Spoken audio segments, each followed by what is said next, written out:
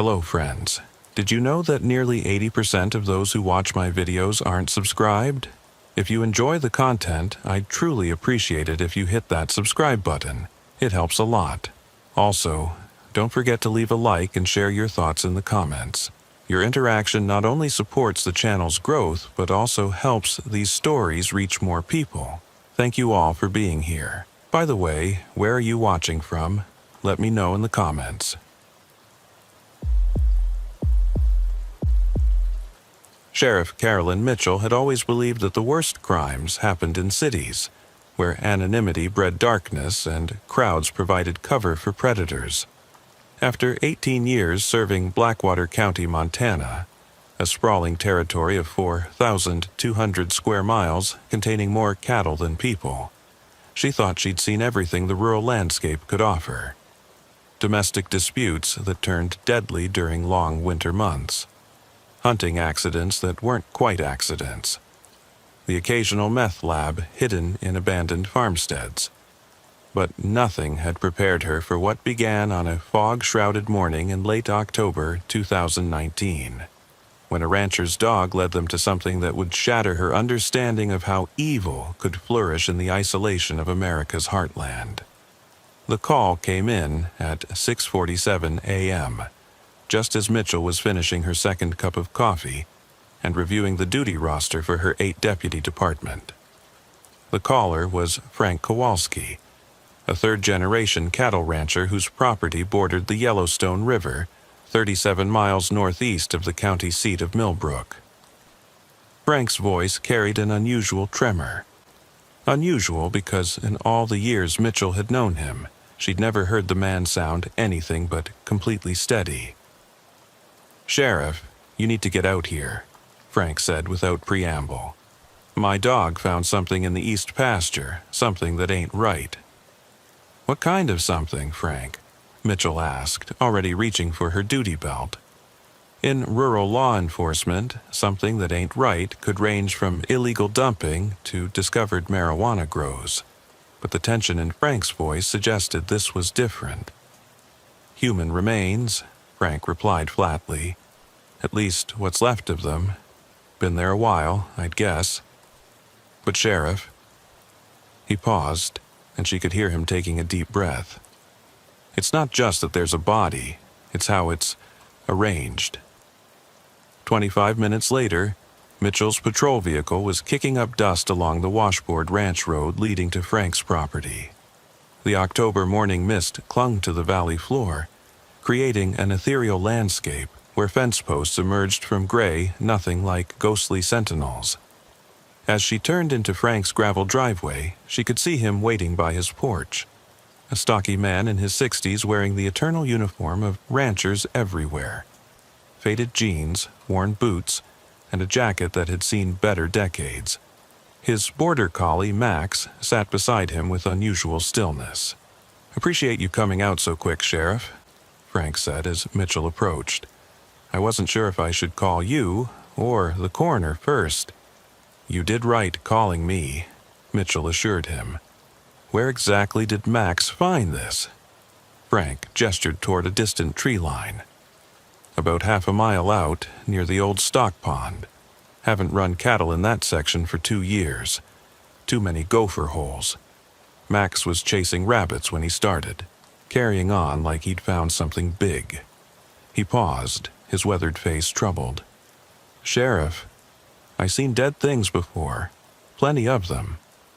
This is different." They took Frank's ATV across the uneven pasture, the morning air crisp enough to sting exposed skin. The stock pond Frank mentioned was one of several scattered across his 2,800-acre spread, created decades earlier to water cattle during summer grazing.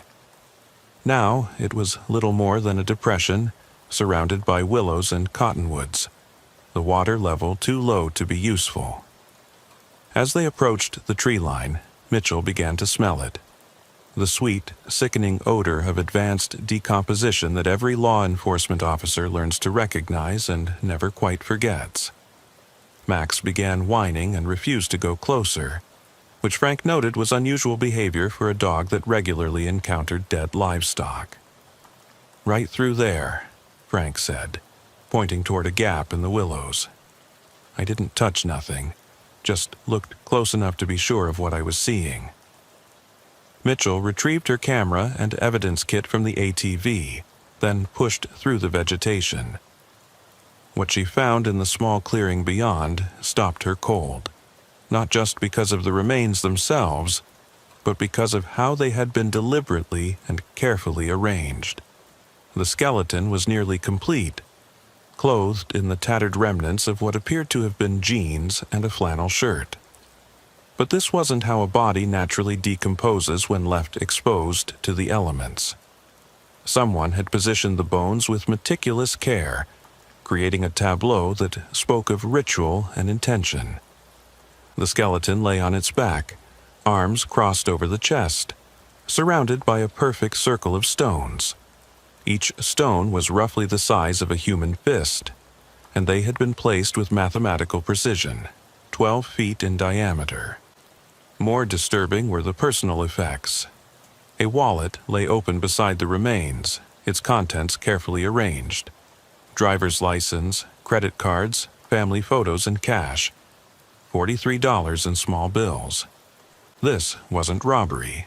This was presentation. Mitchell photographed everything from multiple angles before examining the driver's license.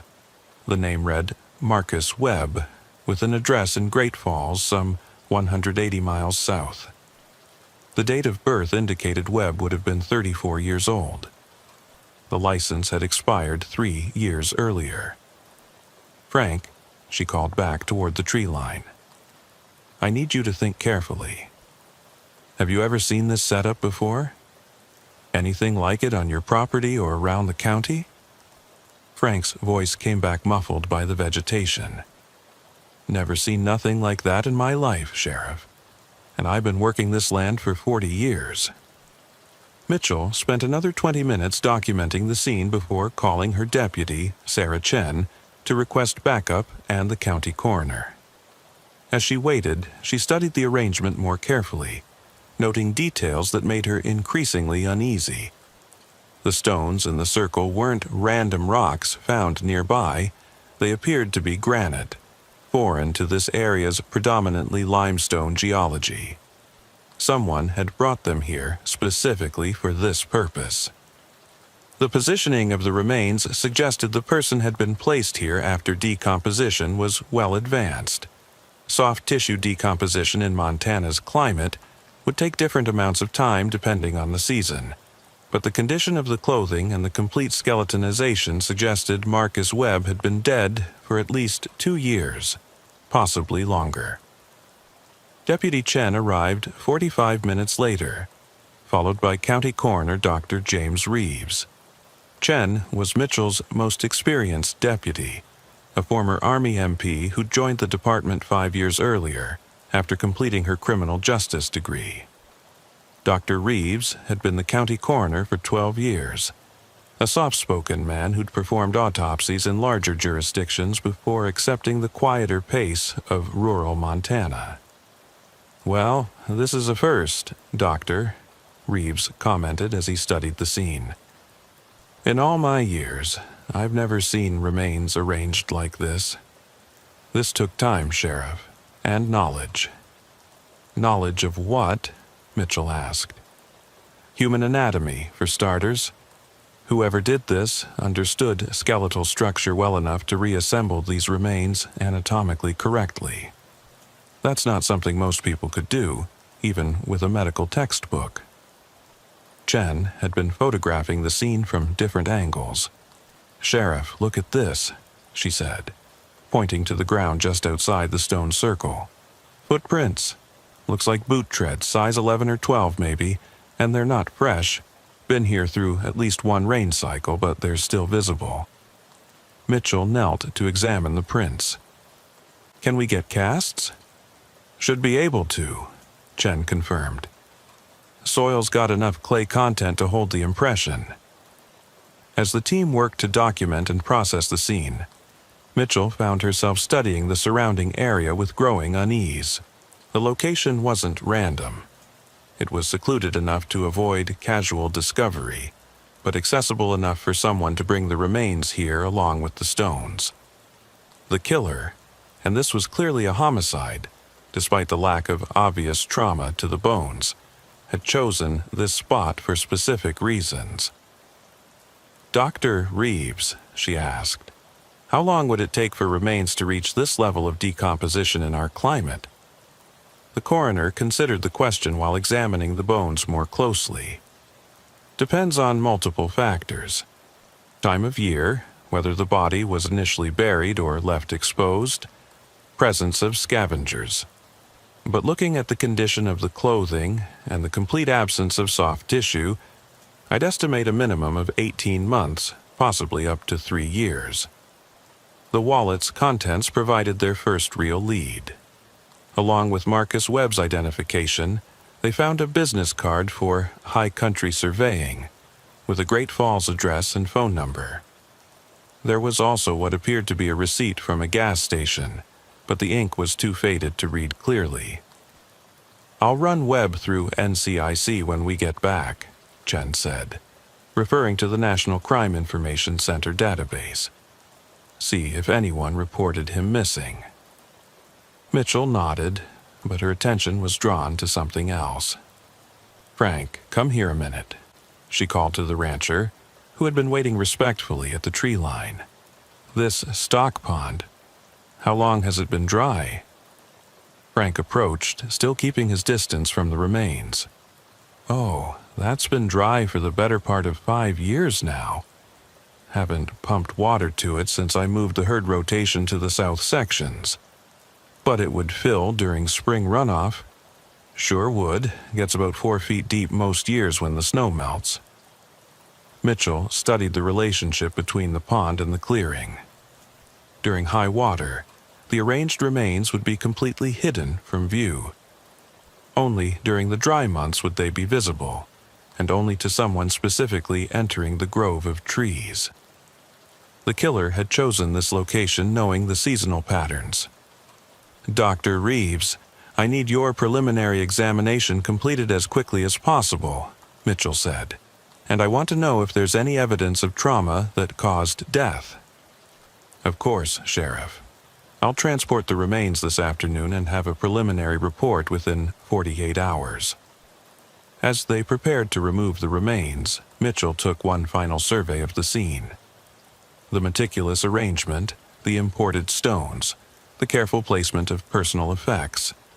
This wasn't the work of someone who had killed in passion or desperation. This was deliberate, ritualistic, and suggested a level of planning that made her deeply uncomfortable. The drive back to Millbrook gave Mitchell time to process what they'd discovered. Blackwater County had seen its share of deaths over the years, but nothing approaching this level of calculated presentation. She found herself mentally reviewing similar cases from her training and professional reading, but nothing quite matched the specific details of what they'd found at Frank's ranch. Back at the department, Chen immediately began running Marcus Webb through various databases. Within an hour, she had preliminary results. "Sheriff, we've got a hit," Chen announced. Marcus Webb was reported missing to the Great Falls Police Department on August 15, 2017. Last seen leaving his apartment with surveying equipment, supposedly heading out on a multi-day job. His girlfriend filed the report when he didn't return as scheduled. Mitchell looked up from her case notes. "That's over 2 years ago. Did Great Falls follow up?" According to their report, they conducted a standard missing person investigation, interviewed the girlfriend, checked with his employer, looked into his financial records. No signs of foul play, no suspicious activity on his credit cards or bank accounts after he disappeared. Case went cold after about 6 months. What about the surveying company? High Country. Chen consulted her notes. Still in business. I spoke with the owner, a guy named Peterson. He confirmed Webb was a contract surveyor who worked for them regularly, but he wasn't on any job for their company when he disappeared. Peterson assumed Webb was working independently, which wasn't unusual. The information painted a picture of a man who had simply vanished while conducting routine work in rural Montana. Exactly the kind of case that could go unnoticed for years, in a state where vast empty spaces swallowed people with disturbing regularity. "Any family besides the girlfriend?" Mitchell asked. "Parents deceased, one brother in Seattle who didn't stay in regular contact. The girlfriend, Jennifer Moss, was pretty much his only local connection." Mitchell studied the evidence photos they'd printed, focusing on the meticulous arrangement of the remains. "Sarah, I want you to contact surrounding counties, see if they've had any similar discoveries. Body found arranged in a circle of stones, personal effects deliberately displayed. This level of organization, this wasn't someone's first time." That evening, Mitchell found herself unable to shake the image of Marcus Webb's carefully arranged remains. She'd seen enough crime scenes to develop a professional detachment, but something about the calculated nature of this discovery bothered her in a way she couldn't quite define. She lived alone in a small house on the outskirts of Millbrook, a choice she'd made after her divorce 3 years earlier. Tonight, the isolation that usually provided peaceful solitude felt different. Heavier, somehow. Her phone rang at 9:47 p.m. The caller ID showed Chen's number. "Sheriff, sorry to bother you at home, but I think we might have a problem," Chen said without preamble. "I've been working the computer all evening, expanding the search parameters. I found something in Glacier County." Mitchell sat up straighter in her recliner. "What kind of something?" "Body discovered 18 months ago, arranged in a circle of stones. Victim was a hunting guide named Thomas Brennan from Whitefish. Remains were significantly decomposed when found, personal effects laid out beside the body." "Jesus," Mitchell breathed. "Who worked the case?" "Sheriff's deputy named Martinez. I spoke with him about an hour ago. He said it was the strangest thing he'd seen in 20 years of law enforcement. They never solved it. No suspects, no leads." Mitchell was already reaching for her notebook. "Any other similarities? Time frame? Victim profile?" "Brennan disappeared during elk season 2016. Professional outdoorsman, worked alone frequently, knew the backcountry like his own backyard. When he didn't return from a solo scouting trip, his outfitter assumed he'd decided to extend his time in the field." "So, another case of someone whose absence wouldn't immediately raise alarms," Mitchell observed. "Sarah, first thing tomorrow, I want you to expand that search. Check with Montana's neighboring states, too. And get me everything Glacier County has on the Brennan case." After hanging up, Mitchell poured herself a glass of wine and stood at her kitchen window, looking out at the darkness beyond Millbrook's sparse streetlights. Somewhere in that vast landscape, a killer was operating. Someone organized enough to avoid detection, patient enough to wait years between killings, and methodical enough to turn murder into a twisted form of art. The next morning brought confirmation of Mitchell's worst fears. Chen had spent the night expanding her search, and the results were chilling. "Sheriff, we've got 4 confirmed cases across 3 states, Chen reported as Mitchell arrived at the office. "Montana, Wyoming, and North Dakota. All within the past 5 years, all showing the same signature. Remains arranged in stone circles, personal effects displayed, victims who worked alone in rural areas." Mitchell poured coffee and studied the map Chen had created, marking each discovery location with red pins. The geographic distribution covered hundreds of miles, but when connected, they formed a rough pattern, following major highway corridors and seasonal migration routes. "Tell me about the other victims," Mitchell said. Chen consulted her notes. "Wyoming case from 2018. Ranch hand named Michael Torres disappeared while checking fence lines in remote grazing areas. Found 8 months later by hunters. North Dakota case from 2017. Geologist named Dr. Sarah Kim vanished during a field research trip. Found by a survey crew the following spring. And there's one more in Montana, Flathead County, 2016. Wilderness photographer named David Chen, no relation to me. Disappeared while documenting wildfire recovery areas. Same MO for all of them? Identical. Stone circles, bodies positioned identically, personal effects arranged the same way. The killer's not just consistent, he's compulsive about the details. Mitchell studied the timeline. If these are all connected, we're looking at a serial killer who's been operating for at least 4 years, possibly longer. Sarah, I want you to coordinate with the FBI's Behavioral Analysis Unit. This crosses state lines and shows clear serial behavior. Already in progress, Sheriff. I have a call scheduled with Special Agent Rodriguez this afternoon. The investigation was expanding beyond what Blackwater County could handle alone, but Mitchell felt a deep responsibility to see it through. Marcus Webb had been found in her jurisdiction, making him her case, her responsibility to his family and memory.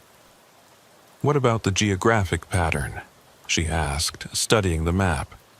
Any connections between the dump sites?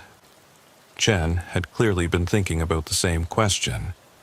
All remote but accessible, all near water sources, either rivers, creeks, or seasonal ponds.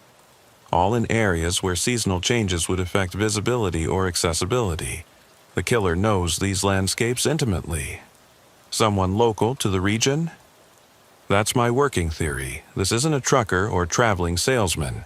Someone this familiar with remote locations across 3 states either lives here year-round or spends significant time here regularly. Mitchell's phone buzzed with a text message from Dr. Reeves. Preliminary autopsy complete.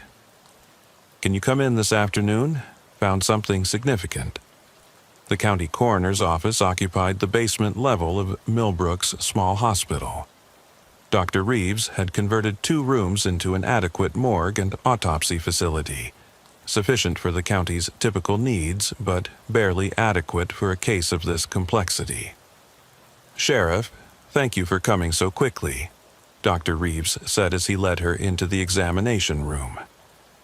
Marcus Webb's remains were laid out on the metal table, cleaned and arranged anatomically. I've completed the preliminary examination, and there are several significant findings. Mitchell approached the table, steeling herself against the clinical reality of what had once been a living person.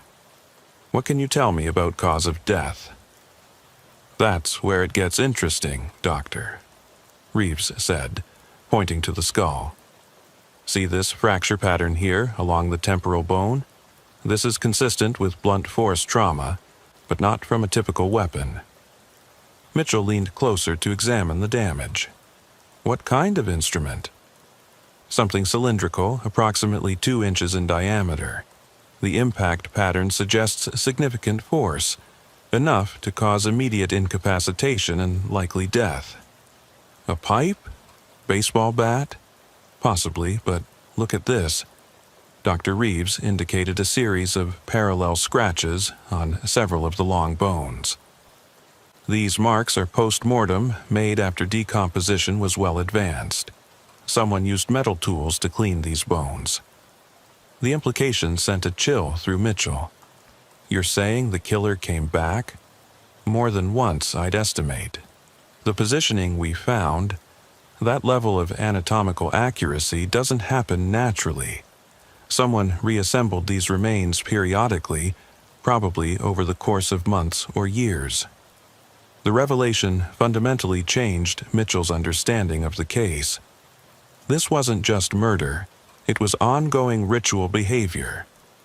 The killer maintained relationships with his victims even after death, returning to their remains repeatedly. Dr. Reeves, I need you to document everything, every tool mark, every fracture pattern. If this is what I think it is, This evidence is going to be crucial. That evening, Mitchell called a meeting with her senior deputies to discuss the expanding scope of the investigation. The conference room in the sheriff's department was cramped for more than 4 people, but it would have to do. As of today, we're officially investigating what appears to be a multi-state serial killing, she announced to deputies Chen, Rodriguez, and Thompson. 4 confirmed cases, possibly more. The FBI is taking the lead on the interstate coordination, but this is still our case for the Marcus Webb murder. Deputy Rodriguez, a 20-year veteran who'd transferred from Billings 5 years earlier, raised his hand. Sheriff, what kind of resources are we looking at? Our department's not equipped for something this big. The state will provide additional manpower and forensic support, Mitchell replied. The FBI will coordinate with the other jurisdictions. But I want our team to stay focused on the local aspects. Anyone with connections to the area where Webb was found. Anyone with the knowledge and access to place those remains. Deputy Thompson, the youngest member of the team, looked troubled. Sheriff, if this guy's been operating for years without being caught, what makes us think we can get him now? It was a fair question, and one Mitchell had been asking herself. Because this time, he made a mistake, she said. Frank Kowalski's dog found those remains during an unusual drought year. The stock pond that normally would have hidden the site stayed dry longer than usual. Our killer's pattern depends on environmental factors he can't completely control. Chen spread out the geographic map she'd created. I've been thinking about the logistics. Moving remains, transporting stones, accessing remote sites repeatedly. This requires vehicle access and local knowledge. Sheriff, I think our killer lives within this region. The map showed a rough circle encompassing parts of 3 states, with Millbrook near the center. If Chen was right, they were looking for someone local, someone who might be hiding in plain sight within their own community. Starting tomorrow, I want everyone to think about this case differently, Mitchell announced. This isn't just about solving Marcus Webb's murder. We're hunting someone who's been killing people across this region for years. Someone who thinks he's smarter than rural law enforcement. As the meeting broke up, Mitchell found herself staring at the evidence photos once again. The careful arrangement of bones, the imported stones, the meticulous display of personal effects, all of it spoke to someone with profound psychological needs that required regular satisfaction. Somewhere in the vast landscape of rural Montana, a killer was probably planning his next move. And unless they could identify him quickly, another solitary worker would disappear into the empty spaces where screams went unheard and bodies could lie undisturbed for years. Mitchell locked the evidence photos in her desk and headed home, unaware that less than 50 miles away, a woman named Patricia Vance was packing surveying equipment into her truck, preparing for a week-long boundary mapping job in one of the most remote sections of the region. Patricia had no way of knowing that someone had been watching her prepare for this trip, studying her routines, her equipment, her planned route into areas where cell phone coverage disappeared and the nearest neighbor lived 20 miles away. In a region where independence and self-reliance were cultural imperatives, Patricia saw nothing unusual about spending a week alone in the wilderness. It was part of her job, part of the lifestyle she'd chosen when she moved to Montana 5 years earlier. As she loaded the last of her supplies, Patricia noticed a pickup truck parked across the street from her apartment.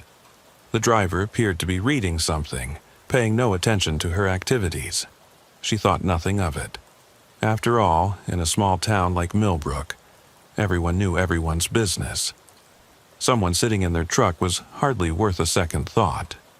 But if Patricia had looked more carefully, she might have noticed that the truck's license plate was obscured by mud, or that the driver kept glancing up from his newspaper to watch her loading her surveying equipment.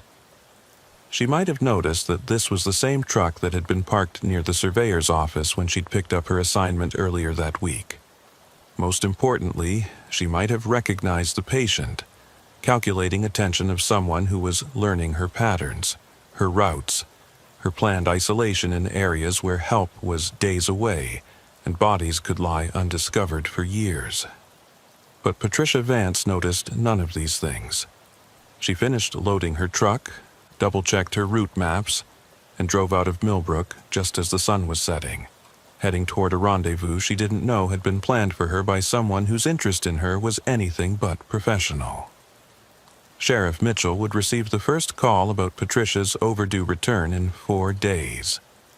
By then, the killer would have had plenty of time to begin his careful, ritualistic work in a place where the only witnesses were the endless Montana sky and the wind moving through grass that would soon grow over freshly disturbed earth.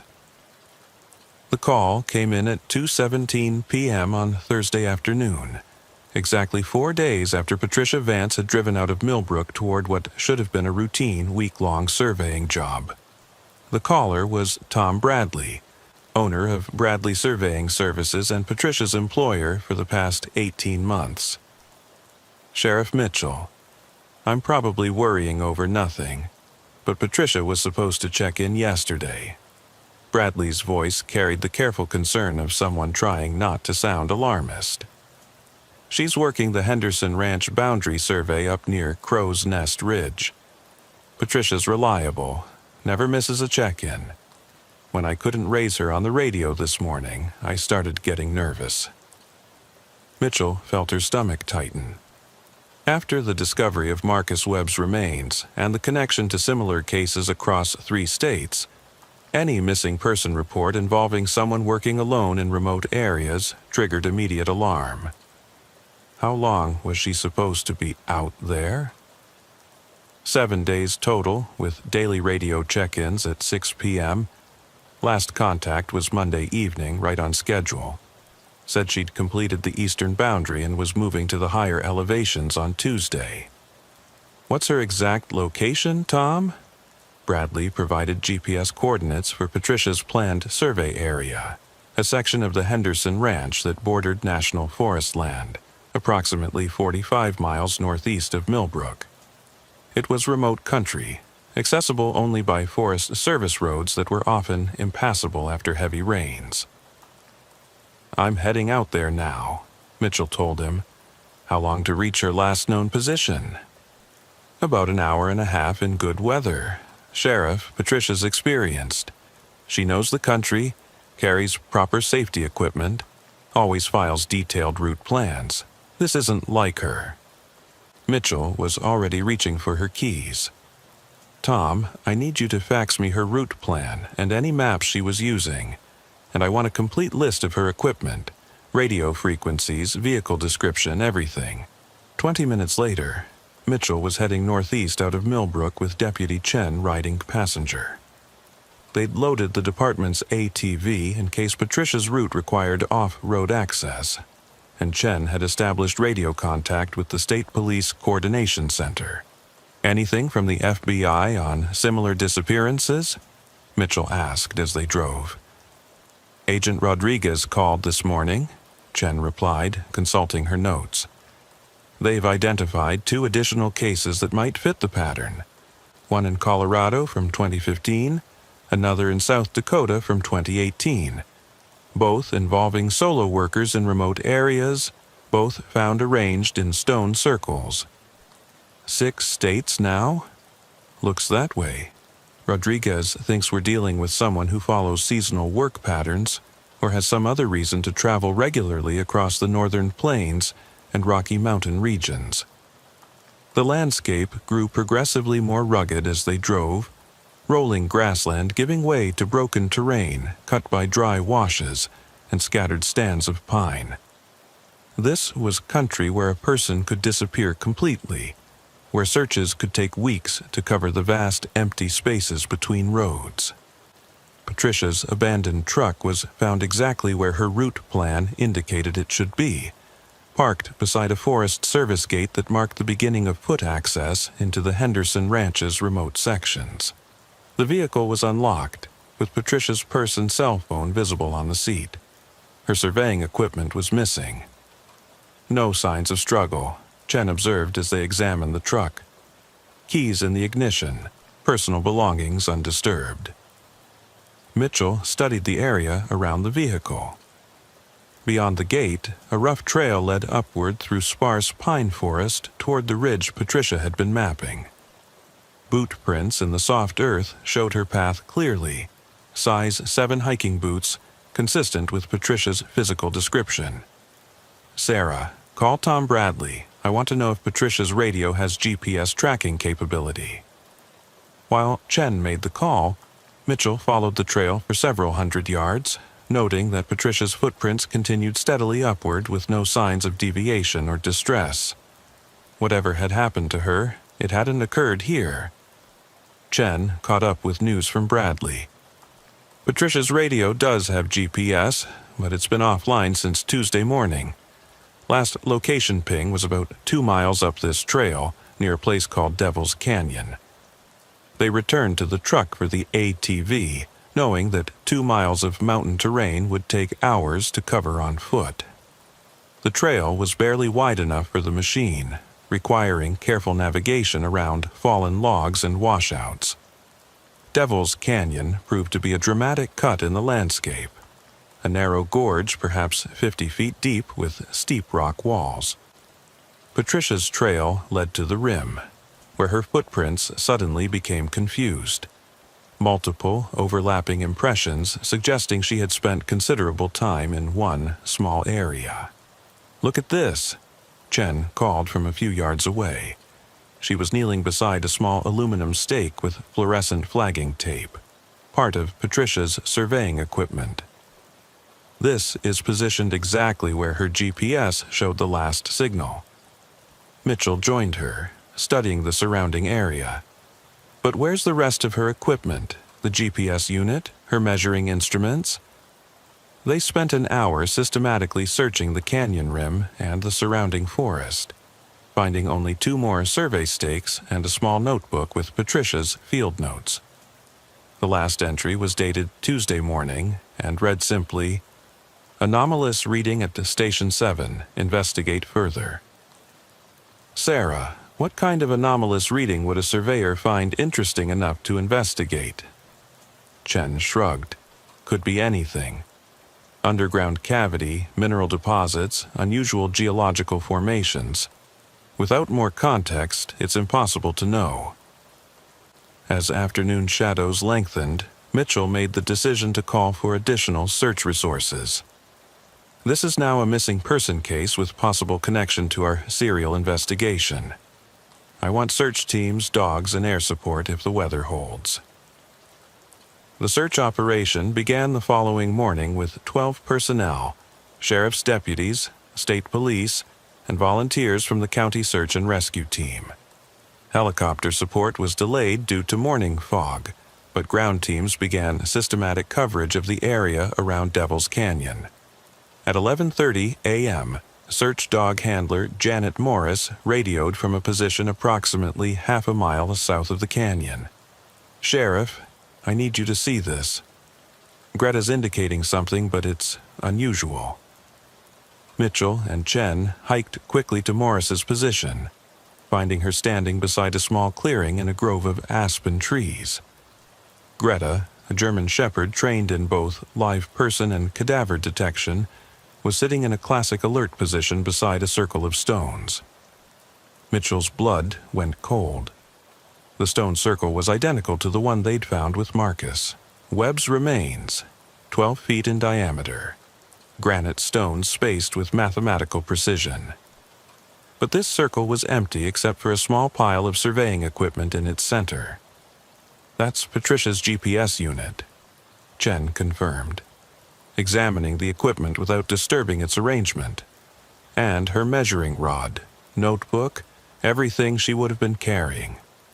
The equipment had been arranged with the same careful attention to presentation they'd seen at the Webb crime scene. Patricia's notebook was open to her final entry about the anomalous reading. Her GPS unit displayed a waypoint marked simply as Station 7. "Janet, what exactly is Greta alerting to?" Mitchell asked. "Live scent or cadaver?" Morris frowned, clearly puzzled by her dog's behavior. "That's what's strange, Sheriff. She's giving a mixed signal, something I've never seen her do before. She's alerting to both scent types in the same location." Dr. Reeves arrived 40 minutes later with ground-penetrating radar equipment borrowed from the State Forensics Lab. The radar scan of the stone circle's interior showed a distinct anomaly approximately 3 feet below the surface, a large void space that suggested either a natural cavity or deliberately excavated area. "Sheriff, we need to excavate," Dr. Reeves announced after reviewing the radar results. "Based on Greta's alert and these readings, there's a significant possibility we'll find human remains." The excavation began carefully, with crime scene protocols observed despite the remote location. What they uncovered at a depth of 38 inches stopped everyone at the site. It was a natural limestone cave, approximately 8 feet long by 4 feet wide, with a ceiling height of about 3 feet. The cavity had been modified, the opening enlarged and carefully concealed with a fitted stone cap that had been invisible at ground level. Inside the cave, the search team found Patricia Vance. She was alive, but barely. Severely dehydrated, hypothermic, and restrained with climbing rope, Patricia had been imprisoned in the underground chamber for 3 days. Most disturbingly, someone had been caring for her, providing minimal water and basic medical attention to keep her alive while completely immobilizing her. As Patricia was evacuated for emergency medical treatment, Mitchell examined the cave more thoroughly. It had been prepared as a long-term holding facility. The walls showed tool marks where the natural cavity had been enlarged. A small camp stove provided heat, and containers of water and basic provisions indicated someone intended to keep victims alive for extended periods. "This changes everything," Chen observed as crime scene technicians documented the underground prison. "This isn't just a killing site. It's a preparation area." Mitchell nodded grimly. "He keeps them alive while he gets ready for whatever comes next. Sarah, I want this entire area searched with ground-penetrating radar. If there's one cave, there might be others." The expanded search revealed 2 additional modified caves within a quarter-mile radius. Both were empty, but showed evidence of recent use. Tool marks in the stone, equipment for monitoring captives, and most chillingly, carved tally marks on the walls indicating they had held multiple victims over time. Patricia Vance remained hospitalized but stable, drifting in and out of consciousness as doctors treated her severe dehydration and exposure. When she was finally coherent enough to speak, her account of the ordeal provided the first direct witness testimony to the killer's methods. "He knew I was coming," Patricia whispered to Mitchell during their first interview at the hospital. "Not just that day, he knew my whole schedule, my route, everything. He was waiting when I reached Station 7. "Can you describe him?" Mitchell asked gently. Patricia's eyes closed as she struggled to recall details through the trauma and medications. Tall, maybe 6'2", wearing work clothes, jeans, flannel shirt, nothing unusual. But his hands... She shuddered. His hands were wrong. Too smooth, like he'd never done real manual labor despite the clothes. Age? 40s, maybe early 50s, brown hair, some gray. But Sheriff, the scary part wasn't how he looked. It was how he talked, like we were old friends, like he'd been planning this conversation for years. Patricia's account painted a picture of someone who approached his victims with elaborate preparation and psychological manipulation. He had immobilized her with a taser-like device, then spent considerable time explaining what he called the process, how he selected victims, prepared them, and eventually arranged their remains as what he termed monuments to solitude. He said the others were honored to be part of something permanent, Patricia continued, her voice growing stronger as the interview progressed.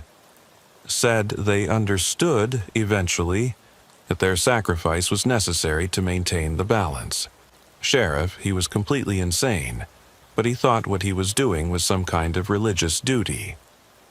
Most importantly, Patricia remembered specific details about her captor's vehicle. A dark blue pickup truck with Montana plates and a distinctive dent in the left rear quarter panel. She also recalled hearing radio chatter from what sounded like emergency services communications, suggesting the killer monitored law enforcement frequencies. "Sarah, run the vehicle description through DMV records," Mitchell instructed as they left the hospital. "Dark blue pickup, Montana plates, body damage, cross-reference with any emergency services personnel, EMTs, firefighters, anyone with access to radio communications."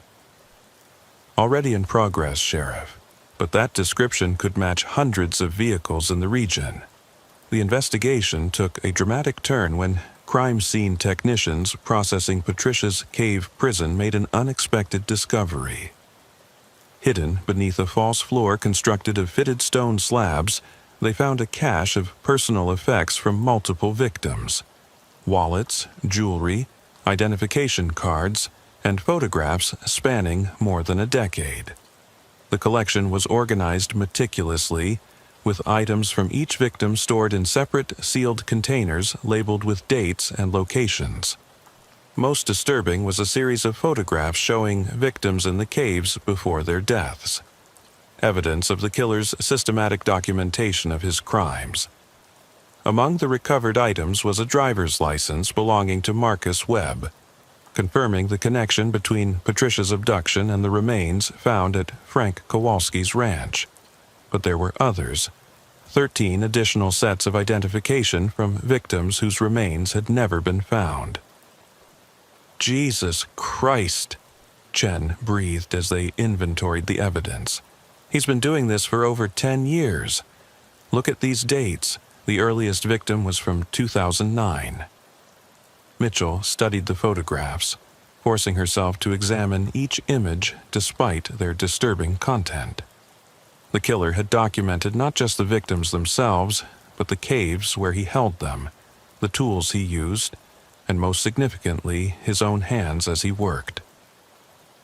"Sarah, look at this," she said, pointing to one of the photographs.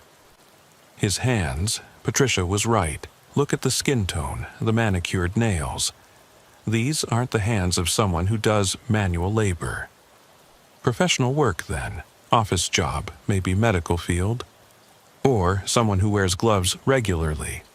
Law enforcement, medical personnel, laboratory work.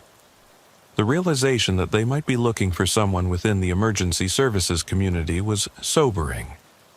It would explain the killer's knowledge of police procedures, his ability to monitor radio communications, and his understanding of how missing person investigations were conducted in rural areas.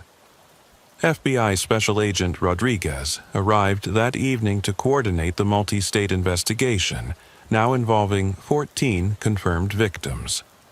A soft-spoken woman in her early 40s, Rodriguez brought resources and expertise that the local investigation desperately needed. "Sheriff Mitchell, based on the evidence you've recovered, we're dealing with someone who's been operating across a wide geographic area for over a decade," Rodriguez said as they reviewed the case files. "The level of organization and preparation suggests someone with significant advantages: mobility, knowledge of law enforcement procedures, and access to remote areas across multiple states." "We're thinking emergency services," Mitchell replied. "Someone whose job requires travel and provides cover for being in remote locations. That fits the profile. But there's something else to consider. The ritualistic aspects of the crimes suggest deep psychological motivation. This isn't just about killing. He's creating something he sees as permanent and meaningful." Rodriguez spread out a map showing the locations where victims had been abducted and where remains had been found. The pattern revealed a systematic approach covering parts of 6 states, with activity concentrated during specific months of the year. Look at the timing, she continued. Most abductions occur between April and October, the months when surveyors, geologists, and other outdoor professionals are most active. He's following seasonal work patterns. The next breakthrough came from an unexpected source. Tom Bradley, Patricia's employer, called Mitchell with information that had emerged during a routine review of his business records. "Sheriff, I was going through my client files trying to understand how someone might have known Patricia's schedule," Bradley explained. "I found something odd. Over the past 2 years, I've received several requests for copies of survey maps and boundary documents. Nothing unusual about that. Other surveyors sometimes need reference materials.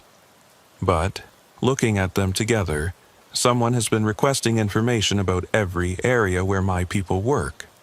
Who made the requests? That's the thing. They came from different sources, sometimes by mail, sometimes phone calls once in person. But they all asked for the same type of information: detailed topographic maps, property boundaries, access routes."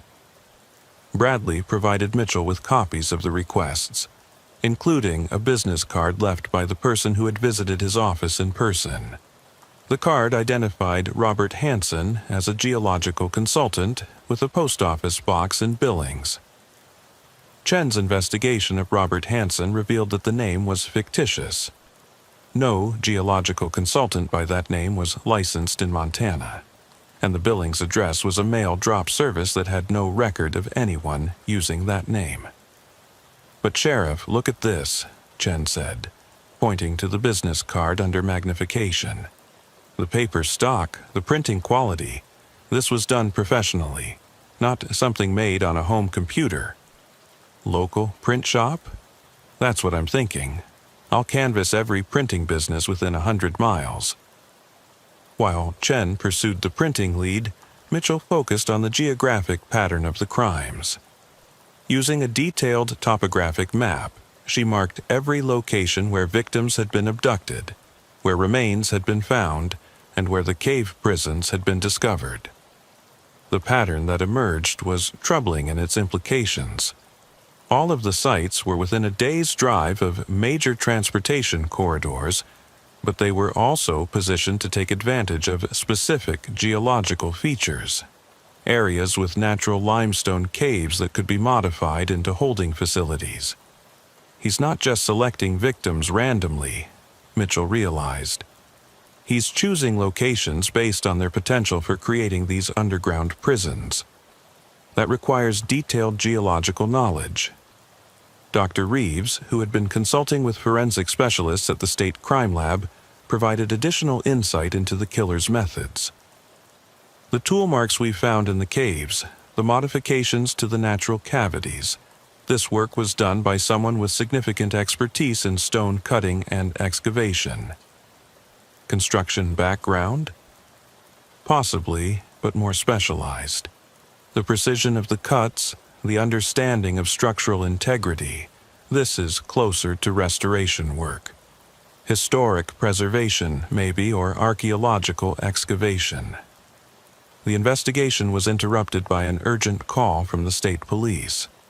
A motorist had discovered human remains arranged in a stone circle near the town of Fort Benton, approximately 120 miles southeast of Millbrook. The remains appeared to be recent, and the arrangement matched the signature pattern perfectly. Mitchell and Chen drove to Fort Benton that evening, arriving at the crime scene just as the state forensics team was beginning their documentation. The remains were those of a middle-aged man, arranged in the familiar 12-foot stone circle with personal effects displayed beside the bones. "Sheriff, this is different," the lead forensic technician informed them. "These remains are much more recent, weeks, not years. And look at this." The victim's wallet was open beside the remains, showing identification for James Morrison, a freelance photographer from Missoula. But attached to the wallet was a handwritten note that hadn't been found at previous crime scenes. The note, written in neat block letters, read, "Sheriff Mitchell, you're getting close." But Patricia Vance was just a warning. "Stop looking for me, or the next one won't survive the caves." The direct threat changed the entire dynamic of the investigation. The killer was now aware that law enforcement was closing in, and he was escalating his behavior in response. Most chilling was the implication that Patricia's survival had been intentional, a message rather than an oversight. "He's watching the investigation," Rodriguez concluded after examining the note. "Someone with access to law enforcement communications, or close enough to the investigation to know our progress." Mitchell felt a chill that had nothing to do with the evening air. If the killer was monitoring their activities, it meant he could be anyone. A member of the law enforcement community, an emergency services worker, or simply someone with access to police scanner technology. "Agent Rodriguez, I want everyone connected to this investigation background checked," Mitchell said. "I don't care if it's my own deputies, everyone gets scrutinized." As they prepared to leave the Fort Benton crime scene, Mitchell's radio crackled with an urgent transmission from the Blackwater County Dispatch. "Sheriff Mitchell, respond to Kowalski Ranch immediately. Frank reports someone's been in his east pasture, right where you found the first remains. Says they left something behind." The drive back to Frank's ranch took 45 minutes, during which Mitchell's mind raced through the implications. The killer returning to his first known crime scene suggested either extreme confidence or increasing desperation. Frank met them at his gate, clearly shaken by what he'd discovered. "Sheriff, I was checking the irrigation lines this evening when I saw vehicle tracks in the pasture. Fresh ones, made since the rain 2 days ago. Thought it might be trespassers, so I followed them." He led them to the grove of willows where Marcus Webb's remains had been found months earlier. The stone circle was gone, the area apparently restored to its natural state. But in the center of the clearing, someone had constructed a new arrangement. 12 wooden stakes had been driven into the ground in a perfect circle, each topped with a small American flag.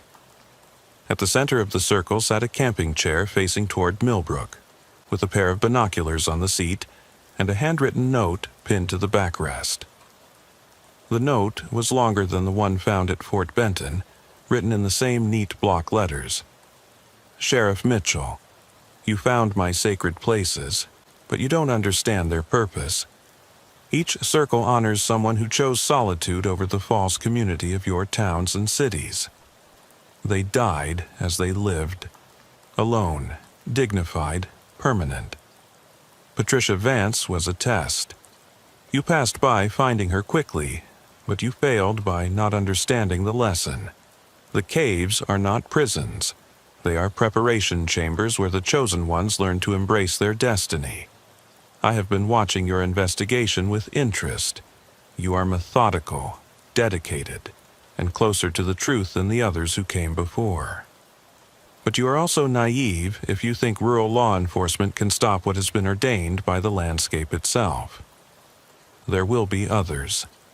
The geological surveys continue, the boundary work expands, and solitary workers still venture into places where they belong. I am merely the instrument of their transition from temporary flesh to permanent monument. Look for me in the places where silence speaks loudest, where isolation becomes revelation. Look for me among those who understand that true community requires sacrifice, and that the empty spaces of our landscape demand their due. You cannot stop what you do not truly see. The keeper of silent acres." Mitchell photographed the note and the arrangement before allowing the crime scene team to process the area.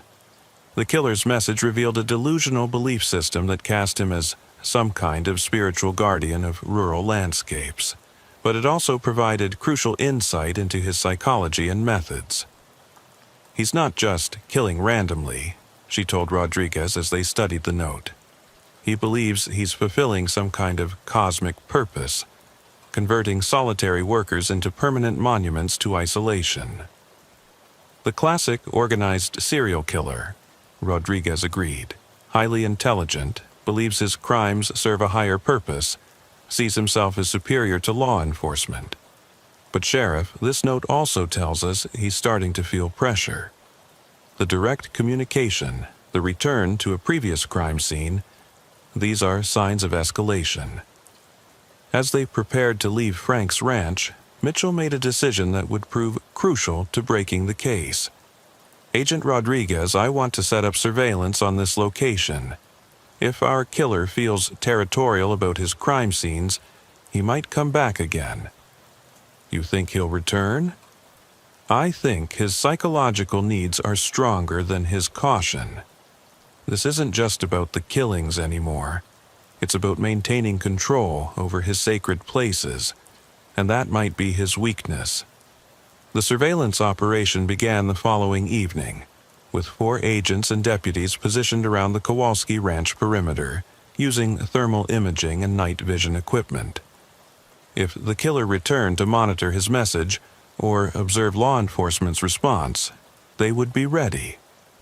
What they couldn't have anticipated was that the killer's next move would come not at the ranch, but at the very heart of the investigation itself. At 3:47 a.m., the Blackwater County Sheriff's Department building's silent alarm was triggered. The responding deputy found no signs of forced entry, but someone had been inside Mitchell's office. A new note was left on her desk, along with a detailed map marking the locations of 7 additional cave prisons scattered across a 100-mile radius. The note was brief but chilling.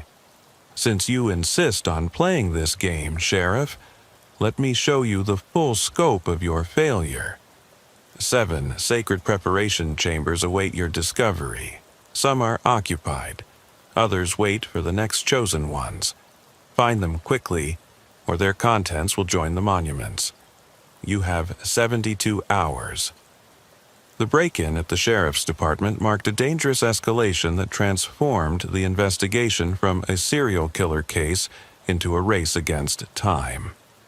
Mitchell called in every available resource: state police, FBI tactical, teams, and search and rescue units from 3 counties to begin the systematic search of the 7 locations marked on the killer's map. The first cave was discovered 6 hours after the 72-hour deadline began, hidden beneath a camouflaged entrance on abandoned mining property near the town of Malta.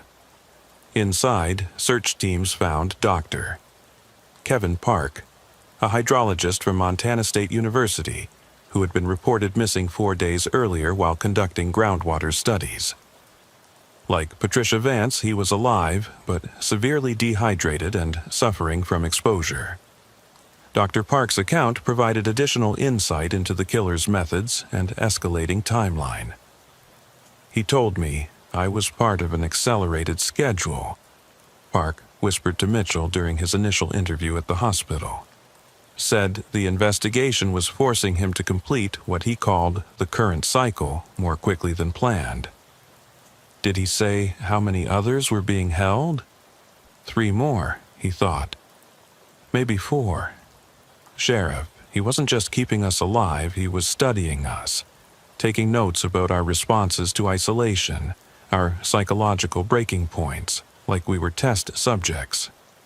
The search for the remaining caves became increasingly urgent as teams worked around the clock to cover the vast territory marked on the killer's map. The second location, found 18 hours into the deadline, was empty but showed signs of recent occupation. Forensic evidence suggested someone had been held there within the past week. The third cave, discovered in a remote section of the Little Belt Mountains, contained the remains of Angela Rodriguez, a forest ranger who had disappeared 3 months earlier during a routine patrol. Unlike the previous monument sites, these remains had not been arranged in the careful stone circles. They showed evidence of hasty burial, suggesting the killer's timeline was indeed being compressed by the investigation's pressure. He's losing control of his ritual, Agent Rodriguez observed as crime scene technicians processed the burial site. The elaborate arrangements, the careful positioning, that's being abandoned in favor of simple disposal. Mitchell studied the map, noting the geographic distribution of the cave sites. He's been working from south to north, following a pattern based on seasonal access routes. If that holds, the remaining caves should be in the higher elevations. The fourth cave was found at dawn on the second day, carved into a limestone cliff face overlooking the Judith River. Inside was Michael Torres, the ranch hand whose disappearance had initially been attributed to a simple case of a drifter moving on to new work.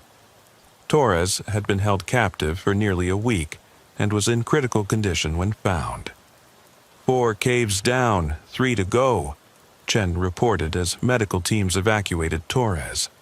But Sheriff, we're running out of time. If there are other victims in the remaining caves, they might not survive much longer. The psychological pressure of the deadline was affecting everyone involved in the search. Teams worked in rotating shifts, using helicopter support when weather permitted, and ground units when terrain made aerial search impossible. The killer's 72-hour timeline wasn't just about the victims. It was psychological warfare designed to exhaust and demoralize the law enforcement response. The fifth cave, discovered 36 hours into the deadline, was located beneath an abandoned homestead near the Canadian border. It was empty, but evidence suggested it had been prepared recently. Fresh tool marks in the stone walls and newly installed restraint anchors indicated the killer had been expanding his operations even as the investigation closed in. "He's been busy, Doctor," Reeves observed as he examined the cave's modifications. These improvements were made within the past month, possibly the past week. He's not just maintaining existing sites, he's building new ones. The realization that the killer was expanding his operations while evading a massive manhunt was sobering. It suggested someone with remarkable confidence, detailed knowledge of law enforcement capabilities, and access to resources that allowed him to work undetected across a wide geographic area. The sixth cave was found with only 18 hours remaining in the deadline, hidden beneath a natural rock bridge in a remote canyon. Inside, search teams made a discovery that revealed the true scope of the killer's operations. A sophisticated workshop equipped with stone-cutting tools, restraint devices, and most disturbingly, a collection of detailed topographic maps covering 4 states, marked with hundreds of potential victim locations and suitable cave sites. This isn't just random killing, Mitchell realized as she studied the maps. He's been conducting a systematic survey of the entire region, identifying optimal locations for his operations and cataloging potential victims by their work patterns and isolation levels. Among the materials found in the workshop was a detailed dossier on Patricia Vance, including photographs taken over several months, copies of her work schedules, and maps of her previous survey locations. Similar files existed for Marcus Webb, Doctor, Park, and dozens of other individuals who worked alone in remote areas. Jesus Christ, Chen breathed as she flipped through the files. He's been stalking people for months before taking them. This is systematic predation on a scale we never imagined. The workshop also contained something that would prove crucial to identifying the killer. A collection of professional business cards from various print shops, including the one used to create the fictitious Robert Hansen geological consultant identity. One of the cards was from Alpine Printing in Billings, with a handwritten note on the back. JB, usual order ready Thursday.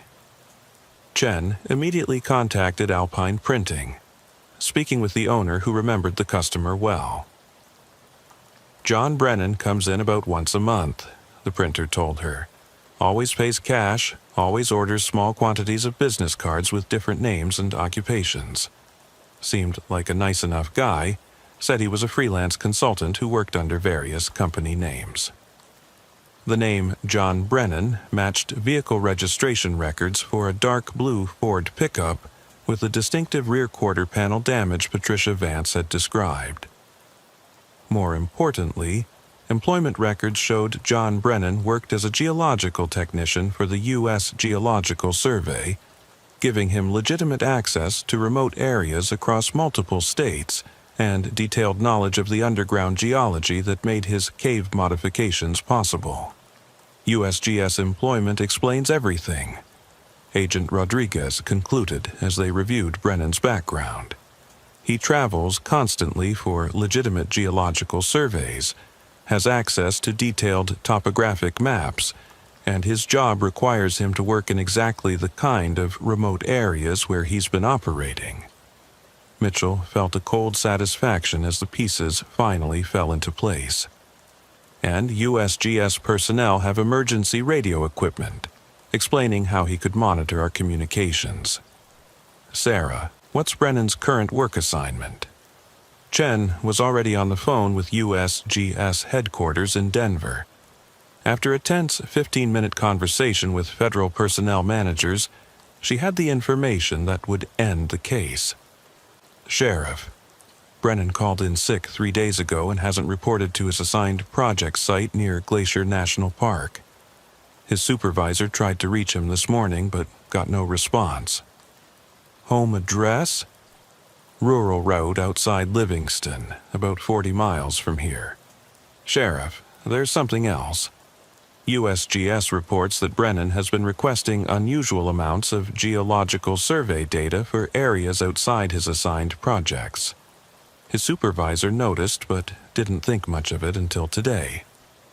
The final cave was almost certainly at Brennan's property, and the 72-hour deadline was now less than 6 hours away. Mitchell coordinated with FBI tactical teams for a high-risk warrant service, knowing that Brennan would likely be prepared for their arrival and might harm any remaining victims rather than allow them to be rescued. Brennan's property was a 20-acre tract of rough land dominated by limestone outcroppings and scattered pine trees. The modest house showed no signs of recent occupation, but tire tracks indicated recent vehicle activity around a barn located several hundred yards from the main residence. The barn had been converted into a workshop similar to the one found in the sixth cave, containing stone cutting equipment, detailed maps, and most chillingly, a bank of monitors showing video feeds from hidden cameras installed in all 7 cave locations. Brennan had been watching the entire search operation, monitoring law enforcement's progress in real time. "Sheriff, over here," Agent Rodriguez called from behind the barn. "There's a concealed entrance recently used." The entrance led to a natural cave system that had been extensively modified, creating a complex of chambers connected by improved passages. The 7th cave was at the center of this underground facility, and it was occupied. Dr. Sarah Kim, the geologist who had disappeared in North Dakota 2 years earlier, was alive but in critical condition. Unlike the other recent victims, she had been held continuously for over 18 months, subjected to what appeared to be psychological conditioning designed to make her accept her eventual fate as one of Brennan's monuments to solitude. "He's been using her as a test case," Dr. Reeves concluded after examining Kim's condition. "Studying the long-term psychological effects of isolation and manipulation. She's been his laboratory subject for perfecting the process." As medical teams evacuated Dr. Kim, tactical units continued, searching the cave complex for Brennan himself. They found him in a hidden chamber that served as his living quarters, surrounded by detailed journals documenting his crimes and philosophical treatises, justifying his actions as necessary maintenance of the region's spiritual balance. John Brennan, 47 years old and a 15-year veteran of the U.S. Geological Survey, had killed at least 19 people across 6 states over a decade-long period. His journals revealed a profound psychological break that had developed gradually, beginning with legitimate geological work and evolving into a delusional belief that isolated landscapes required human sacrifice to maintain their essential character. "I am the keeper of silent acres," Brennan stated calmly during his initial interrogation. "The empty spaces of this region called to me, demanded guardians to preserve their integrity against the encroachment of false civilization. My chosen ones understood, eventually, that their sacrifice served a purpose greater than their temporary individual existence." The interrogation revealed the full scope of Brennan's operations. He had been systematically identifying potential victims through his legitimate USGS work, studying their patterns and isolation habits, then abducting them when conditions were optimal. The elaborate stone circle arrangements weren't just ritual behavior. They served as markers for underground chambers where he intended to expand his operations. "Each monument marks a sacred site," Brennan explained, with the calm certainty of complete delusion. The caves below were preparation chambers where the chosen ones learned to embrace their transition from temporal flesh to permanent guardians of the silence. The process was compassionate, necessary, and eternal. Most disturbing was Brennan's matter-of-fact description of his selection criteria. He had targeted people whose work required them to spend extended periods alone in remote areas, believing they were already psychologically prepared for the ultimate solitude he offered them. His USGS position provided perfect cover for surveillance and approach, since his presence in remote areas was not only normal, but expected. The case concluded with Brennan's conviction on 19 counts of first-degree murder across multiple federal jurisdictions. The complexity of the charges, spanning 6 states and involving federal lands, required coordination between multiple prosecutors' offices and resulted in a death sentence under federal law. For Sheriff Mitchell, the resolution of the case brought closure but also lasting changes to how rural law enforcement approached missing person cases. The investigation had revealed how effectively a serial killer could operate across vast rural territories, using legitimate employment as cover and exploiting the isolation that defined life in America's empty spaces. The scary thing isn't that he was crazy, Mitchell reflected during a debriefing session with FBI behavioral specialists. It's how rational his methods were. If Patricia Vance hadn't been found when she was, if that drought hadn't exposed Marcus Webb's remains at just the right time, Brennan could have continued operating indefinitely. The victims' families were able to achieve some measure of closure, with remains finally identified and returned for proper burial. Patricia Vance and Dr. Park recovered fully from their ordeals, though both required extensive psychological counseling to deal with the trauma of their captivity. Dr. Sarah Kim's case was more complex. Her extended captivity had resulted in severe psychological conditioning that required years of treatment. However, her survival and eventual recovery became a testament to human resilience and the possibility of healing even after prolonged exposure to systematic psychological manipulation. The cave sites were sealed by federal authorities, their locations classified to prevent them from becoming macabre tourist attractions. The stone circle monuments were dismantled, the imported granite returned to quarries when possible. The silent acres that Brennan had claimed to protect were restored to their natural state, free from the twisted guardianship he had imposed upon them. In the years following the case, Sheriff Mitchell implemented new protocols for missing person investigations in rural areas, emphasizing the importance of rapid response and interagency coordination. She also became an advocate for better support resources for law enforcement officers dealing with serial crime cases, recognizing the psychological toll such investigations place on everyone involved. The case of the Keeper of Silent Acres stands as a reminder that evil can flourish in the isolated spaces that define much of rural America, but it also demonstrates that patient, methodical law enforcement work can ultimately bring justice even to the most remote corners of the landscape. The empty spaces that Brennan had claimed as his domain remain what they have always been. Not sacred sites demanding sacrifice, but simply the beautiful, challenging terrain where people choose to work and live despite the inherent risks of isolation. The silence of those vast spaces speaks not of spiritual guardianship or ritual sacrifice, but of the enduring strength of communities that refuse to let fear drive them from the landscapes they call home. In the end, it was not solitude that triumphed, but the connected efforts of law enforcement professionals who refused to let a killer's delusions go unchallenged. Sheriff Mitchell continued to serve Blackwater County until her retirement in 2024.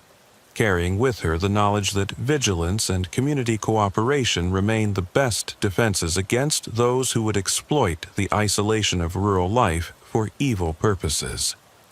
The case files were archived, the evidence secured, but the lessons learned became part of the institutional knowledge that protects the vast, beautiful, and occasionally dangerous spaces where silence is not emptiness, but simply the absence of unnecessary noise in landscapes vast enough to contain both solitude and safety for those wise enough to navigate them with appropriate caution and respect. Sheriff Rebecca Torres had always believed that small-town politics were predictably dirty, petty corruption involving zoning variances, contract kickbacks, and the occasional campaign finance violation. After 12 years serving Washington County, Idaho, she thought she'd seen every form of municipal graft that could flourish in a community of 8,400 residents nestled in the timber country 40 miles southeast of Coeur d'Alene. But nothing in her experience prepared her for what began to unravel on a rain-soaked November evening in 2020, when a late-night traffic stop would expose a conspiracy that reached into the highest levels of county government and involved crimes that made simple corruption look like playground mischief. The call came in at 11:42 p.m. on November 8th, election night, as Torres was driving home after what had been a surprisingly quiet evening. Despite contentious local races, including a heated county commissioner contest, the voting had proceeded without incident. The rain that had been threatening all day finally began in earnest, turning Copper Falls Main Street into a river of reflected neon from the handful of businesses still open. Deputy Marcus Reed's voice crackled over the radio with routine professionalism that masked an undercurrent of tension. "Sheriff, I've got a traffic stop on Highway 95, mile marker 23. Single vehicle, erratic driving. Driver appears intoxicated. But there's something else here you might want to see." "What kind of something else, Marcus?" Torres asked, making a U-turn to head toward Reed's location. At 51, she'd developed an instinct for reading her deputies' voices, and something in Reed's tone suggested this wasn't a standard DUI stop. Driver is David Kellerman. He's got what looks like a substantial amount of cash visible in the vehicle, and he's talking, a lot, about things that might be of interest. Torres felt her pulse quicken. David Kellerman was Copper Falls' incumbent mayor and a candidate for county commissioner in the election that had concluded just hours earlier. A man known for his careful public image and measured statements wasn't someone who typically found himself drunk and talking too much during traffic stops. "I'm en route," Torres replied. "Don't let him go anywhere until I arrive." Highway 95 cut through dense timber country between Copper Falls and the county seat of Millfield, a stretch of two-lane blacktop that saw little traffic after dark. Torres found Reed's patrol vehicle parked behind a late-model BMW sedan, both cars' emergency lights creating a surreal light show against the rain and surrounding forest. Kellerman was sitting in the back of Reed's cruiser, his usually immaculate appearance disheveled and his face flushed with alcohol and what appeared to be extreme stress. Through the rain-streaked windows, Torres could see him gesticulating wildly as he spoke to Reed. "What's his condition?" Torres asked as she approached her deputy. Reed, a 7-year veteran who transferred from Boise PD, kept his voice low. "Blood alcohol is probably .15, maybe higher. But Sheriff, he's not just drunk, he's panicked about something. Says he needs protection, that they're going to kill him if they find out what he knows." "Did he say who they are?" "That's where it gets interesting. He mentioned Commissioner Hartwell, Chief Deputy Franklin, and someone he called the Seattle Money. Sheriff, he's also got about $40,000 in cash in his car, bundled in bank wrappers." Torres felt the familiar tightness in her stomach that came with cases that were about to become complicated. Commissioner James Hartwell was the senior member of the county's 3-person governing board, a man who'd held office for 16 years and wielded considerable influence over county contracts and development projects. Chief Deputy Franklin was her own second-in-command, a 20-year veteran she'd inherited when she won the sheriff's election 8 years earlier. "Marcus, I want you to secure the vehicle and all its contents. Full inventory, photographs, the works. I'll handle Kellerman personally." The interview with David Kellerman began in the back of Reed's patrol car and continued at the county jail, where Torres had him processed for DUI, while she decided how to handle his increasingly explosive accusations. By 2 a.m., with Kellerman sobered up enough to speak coherently but still frightened enough to talk freely, Torres had heard allegations that made her question everything she thought she knew about county government. "Sheriff, you don't understand," Kellerman said, his hand shaking as he accepted a cup of coffee in the jail's interview room. "The highway expansion project, the new industrial park, the timber sales, it's all connected. There's been a coordinated effort to manipulate county contracts for the past 4 years, involving millions of dollars in fraudulent bidding and kickbacks." Torres leaned forward, studying Kellerman's face for signs of deception or continued intoxication. "Those are serious allegations, David. Do you have evidence to support them?" "That's why I was driving tonight. I was supposed to deliver that money to a safe deposit box in Spokane before the banks opened tomorrow. It's partial payment for my cooperation in rigging the highway expansion bids." Kellerman's voice dropped to a whisper. "But the election results changed everything. If I lose the commissioner race, I become a liability instead of an asset." The highway expansion project was a $12 million federal and state-funded initiative to widen 15 miles of Highway 95 through Washington County, with construction contracts that had been awarded 18 months earlier. Torres remembered the project's announcement. It had been hailed as a major economic development victory that would bring jobs and improve transportation infrastructure. "Who else is involved in this alleged conspiracy?" Torres asked. Kellerman's response would haunt her for months to come. "Sheriff, you need to understand, this isn't just about construction contracts. We're talking about a systematic corruption network that includes county commissioners, department heads, and outside developers with connections to organized crime figures in Seattle. The money I was carrying tonight is just a small part of what's been moving through Washington County. My chief deputy, what's his role in this?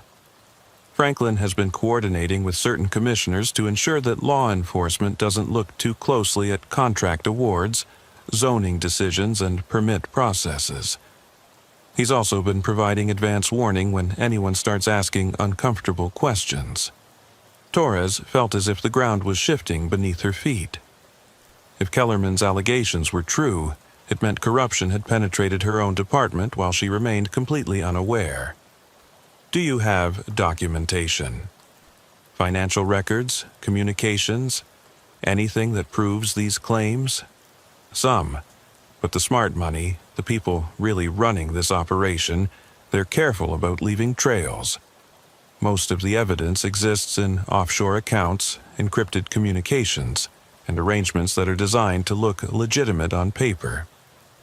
The interview continued until dawn, with Kellerman providing details about fraudulent bidding processes, phantom consulting companies, and a complex money laundering operation that used legitimate county business to hide millions of dollars in illegal profits.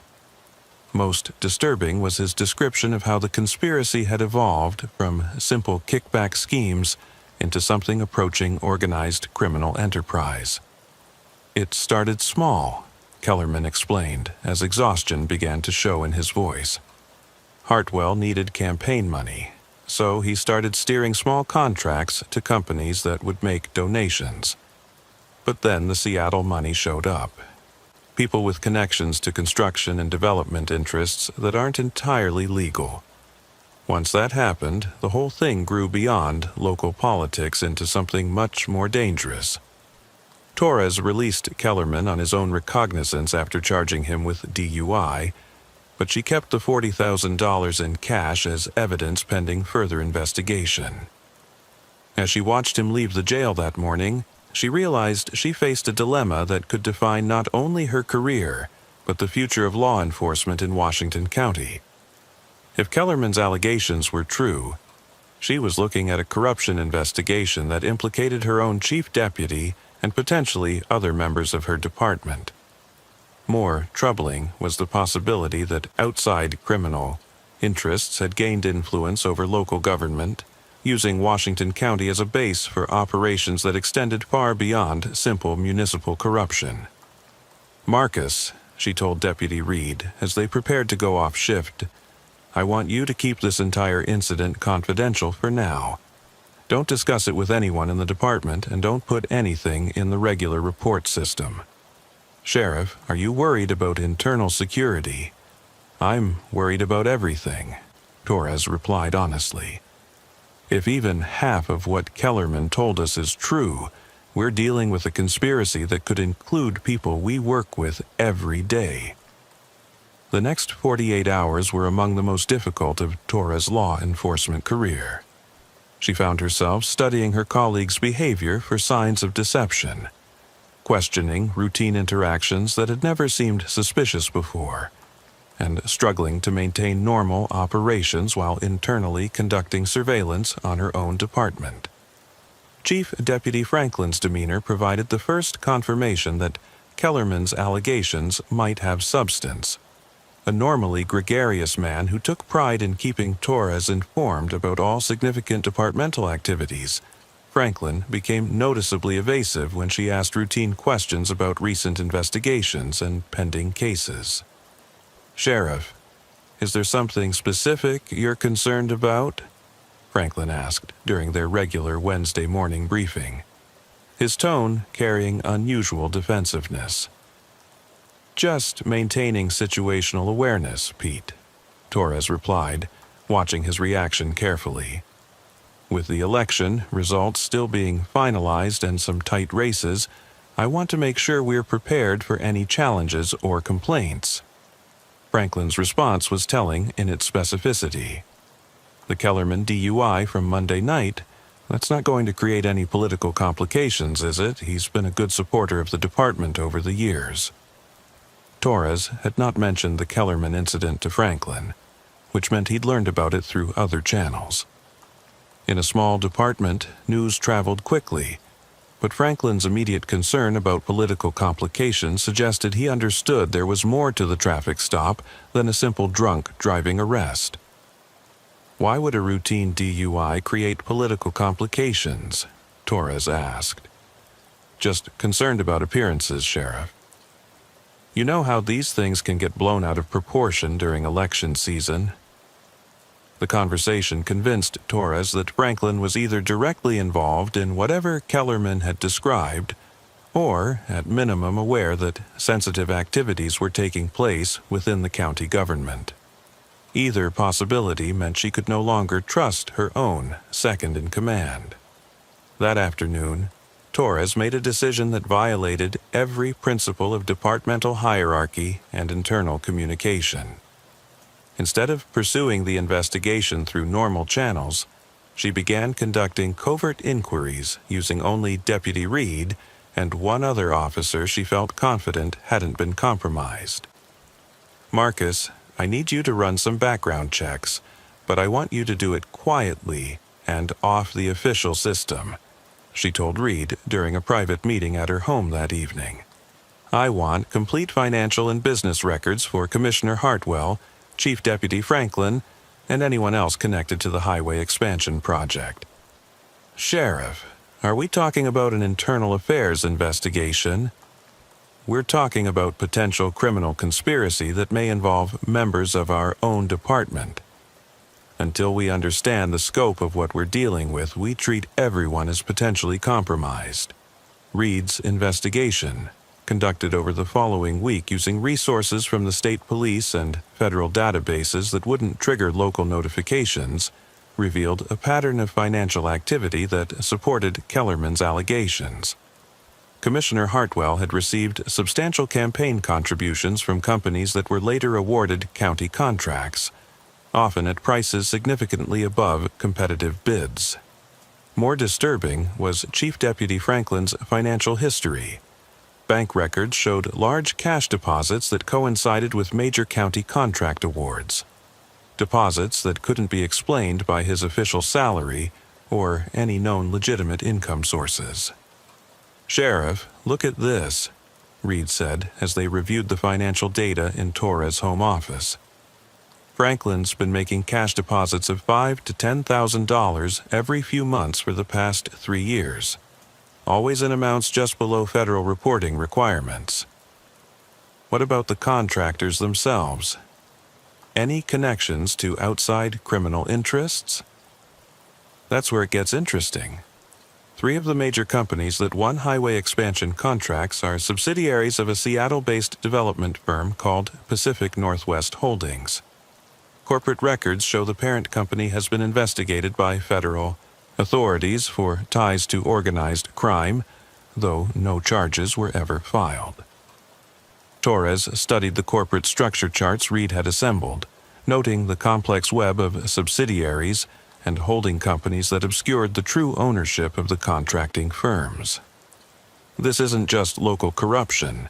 This is money laundering and organized criminal activity using Washington County government as a front." The breakthrough in understanding the full scope of the conspiracy came from an unexpected source. Elena Vasquez, a bookkeeper for the county auditor's office, contacted Torres directly with information that confirmed and expanded upon Kellerman's allegations. "Sheriff, I've been keeping copies of financial records that document fraudulent transactions," Vasquez explained during a clandestine meeting at a truck stop outside county boundaries. "I was afraid to come forward before because I wasn't sure who could be trusted. But after the election results, I think certain people are going to try to destroy evidence."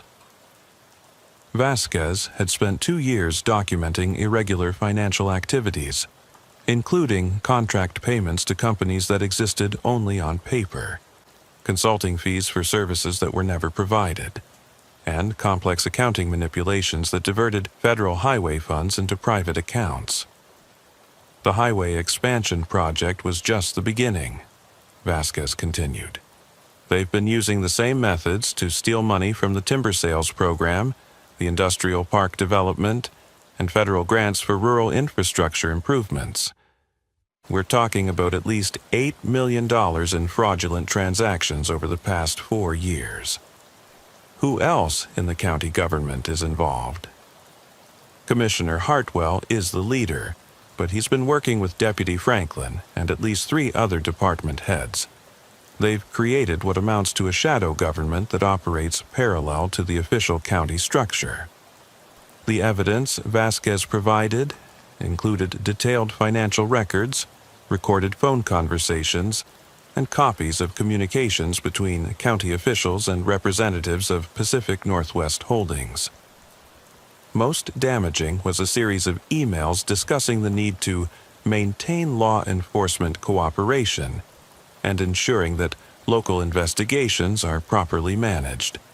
"Elena, this level of documentation, how were you able to compile all this without being detected? Because they see bookkeepers as invisible, she replied with bitter satisfaction. They discuss everything in front of me like I'm not there, leave documents on my desk to process without reading them carefully, and assume I don't understand the implications of what I'm recording in the official books. Torres realized she was now in possession of evidence that could bring down not only a local corruption network, but potentially implicate organized crime figures operating across state lines. The scope of the investigation had grown beyond what her small department could handle, but she also knew that involving federal authorities would create risks for both her witnesses and her own safety. Elena, I need you to understand. If we move forward with this, everyone involved is going to be in danger. These aren't just corrupt politicians we're dealing with. If there really are organized crime connections, they won't hesitate to eliminate witnesses. Sheriff, I've been living in fear for 2 years, watching them steal money that should be going to schools, roads, and public safety. If I don't speak up now, I'll be complicit in their crimes. That night, Torres made the most difficult decision of her law enforcement career. She contacted Special Agent Sarah Chen of the FBI's Seattle field office, requesting a confidential meeting to discuss evidence of organized criminal activity in Washington County. The call would set in motion events that would ultimately expose one of the most sophisticated municipal corruption schemes in Idaho's history. But it would also place Torres and her family in mortal danger from people who had already demonstrated they would kill to protect their criminal enterprise. As she prepared for the meeting with federal agents, Torres couldn't shake the feeling that she was crossing a line from which there would be no return. The investigation had begun with a simple DUI arrest, but it was evolving into something that could destroy not only the corrupt officials, but potentially the entire structure of local government in Washington County. 3 days later, as Torres drove to her meeting with the FBI, she noticed a dark sedan that seemed to be following her route. When she deliberately took several unnecessary turns, the sedan maintained its distance, but continued to follow. By the time she reached the designated meeting location, a rest area on Interstate 90 near the Washington border, she was certain she was under surveillance. The realization that her investigation had been detected by the very people she was investigating marked the beginning of a deadly game of cat and mouse that would test every skill she'd developed as a law enforcement officer. Somewhere in the network of corruption that had infected Washington County government, someone had decided that Sheriff Rebecca Torres had become too dangerous to ignore. As she walked toward the federal agents waiting in the rest area, Torres knew that her next decisions would determine not only whether justice would be served, but whether she would survive long enough to see the corrupt officials brought to trial. The quiet corruption of small-town politics had evolved into something far more deadly, and Torres found herself at the center of a conspiracy that would ultimately reach from the timber forests of northern Idaho to the organized crime families of the Pacific Northwest. The meeting with Agent Chen was brief but intense. After reviewing the evidence Torres and Vasquez had compiled, the federal agent made a decision that would change everything. Sheriff Torres, what you've uncovered appears to be a RICO-level criminal enterprise, Chen said as they studied the financial documents in her car. We're going to need to move quickly because if your investigation has been detected, the subjects are likely destroying evidence and potentially planning to eliminate witnesses. What kind of timeline are we looking at? We implement a joint federal-local operation within 72 hours, or we risk losing everything. But Sheriff, you need to understand, once we move, there's no going back. This investigation is going to destroy the existing power structure in your county, and the people we're targeting have already shown they're willing to kill to protect their interests. Torres looked out at the Idaho landscape, the familiar forests and mountains that had been home for most of her life. In 3 days, everything would change. The corruption that had infected Washington County like a cancer would be exposed, but the process would also reveal just how far certain people were willing to go to protect $8 million in stolen money and the criminal network that had made it possible. As she drove back toward Copper Falls, Torres didn't notice the dark sedan that had followed her to the meeting was now joined by a second vehicle. The surveillance network that had been watching her movements was expanding, and somewhere in the complex hierarchy of the criminal organization she'd uncovered, someone was making plans to ensure that Sheriff Rebecca Torres would not live to testify about what she'd discovered. The countdown to the joint federal-local operation had begun, but Torres was about to learn that her enemies had their own timeline, one that didn't include allowing her or her witnesses to survive the next 48 hours. The attempt on Sheriff Torres's life came 36 hours after her meeting with the FBI, delivered with the professional efficiency that characterized every aspect of the criminal organization she'd been investigating. She was driving home from the department on Thursday evening when the brake line on her patrol vehicle failed completely as she descended the winding mountain road that led to her house. Only years of emergency vehicle operation training and pure luck allowed her to guide the cruiser into a roadside ditch instead of over the cliff that bordered the highway's eastern edge. As Torres climbed out of the wrecked vehicle, shaken but uninjured, she knew the mechanical failure wasn't accidental. The brake line had been severed with surgical precision, designed to fail at the worst possible moment on the most dangerous section of her regular route home. Someone with detailed knowledge of her daily patterns had attempted to eliminate her in a way that would appear to be a tragic accident. Deputy Reed arrived at the crash scene within minutes, having been monitoring radio traffic and recognizing that Torres was overdue for her regular end-of-shift check-in. As he examined the patrol vehicle, his expression grew increasingly grim. "Sheriff, this was sabotage," Reed confirmed, pointing to the cleanly cut brake line hidden beneath the vehicle. Whoever did this knew exactly how to disable the brakes without creating obvious evidence of tampering. Torres felt a cold certainty settle over her as she realized the full implications. "Marcus, this means someone in the department is feeding information to the conspiracy. Only department personnel have regular access to our vehicles, and only someone with mechanical knowledge would know how to create this kind of failure. Chief Deputy Franklin? Possibly, but it could be anyone with access to the motor pool and knowledge of my schedule. From this point forward, we assume the entire department has been compromised." The failed assassination attempt marked a dramatic escalation that forced Torres to accelerate her timeline with federal authorities. Within hours of the crash, she was in secure communication with Agent Chen, coordinating an emergency operation that would begin the following morning. "Sheriff, the attempt on your life confirms that this criminal organization will kill to protect their operation," Chen told her during an encrypted phone call. "We're implementing immediate witness protection protocols and moving the joint operation forward by 24 hours. What about Elena Vasquez? If they're targeting me, she's also in danger. We're bringing her into federal protection tonight. But Sheriff, there's something else you need to know. Our surveillance of county government communications has intercepted discussions about eliminating multiple witnesses, including David Kellerman." Torres felt her stomach drop. Despite his involvement in the corruption, Kellerman had provided crucial evidence and didn't deserve to die for his cooperation. Where is he now? Unknown. He failed to report to his attorney this morning and hasn't been seen since yesterday evening. We have agents searching for him, but given the timeline, we may be too late.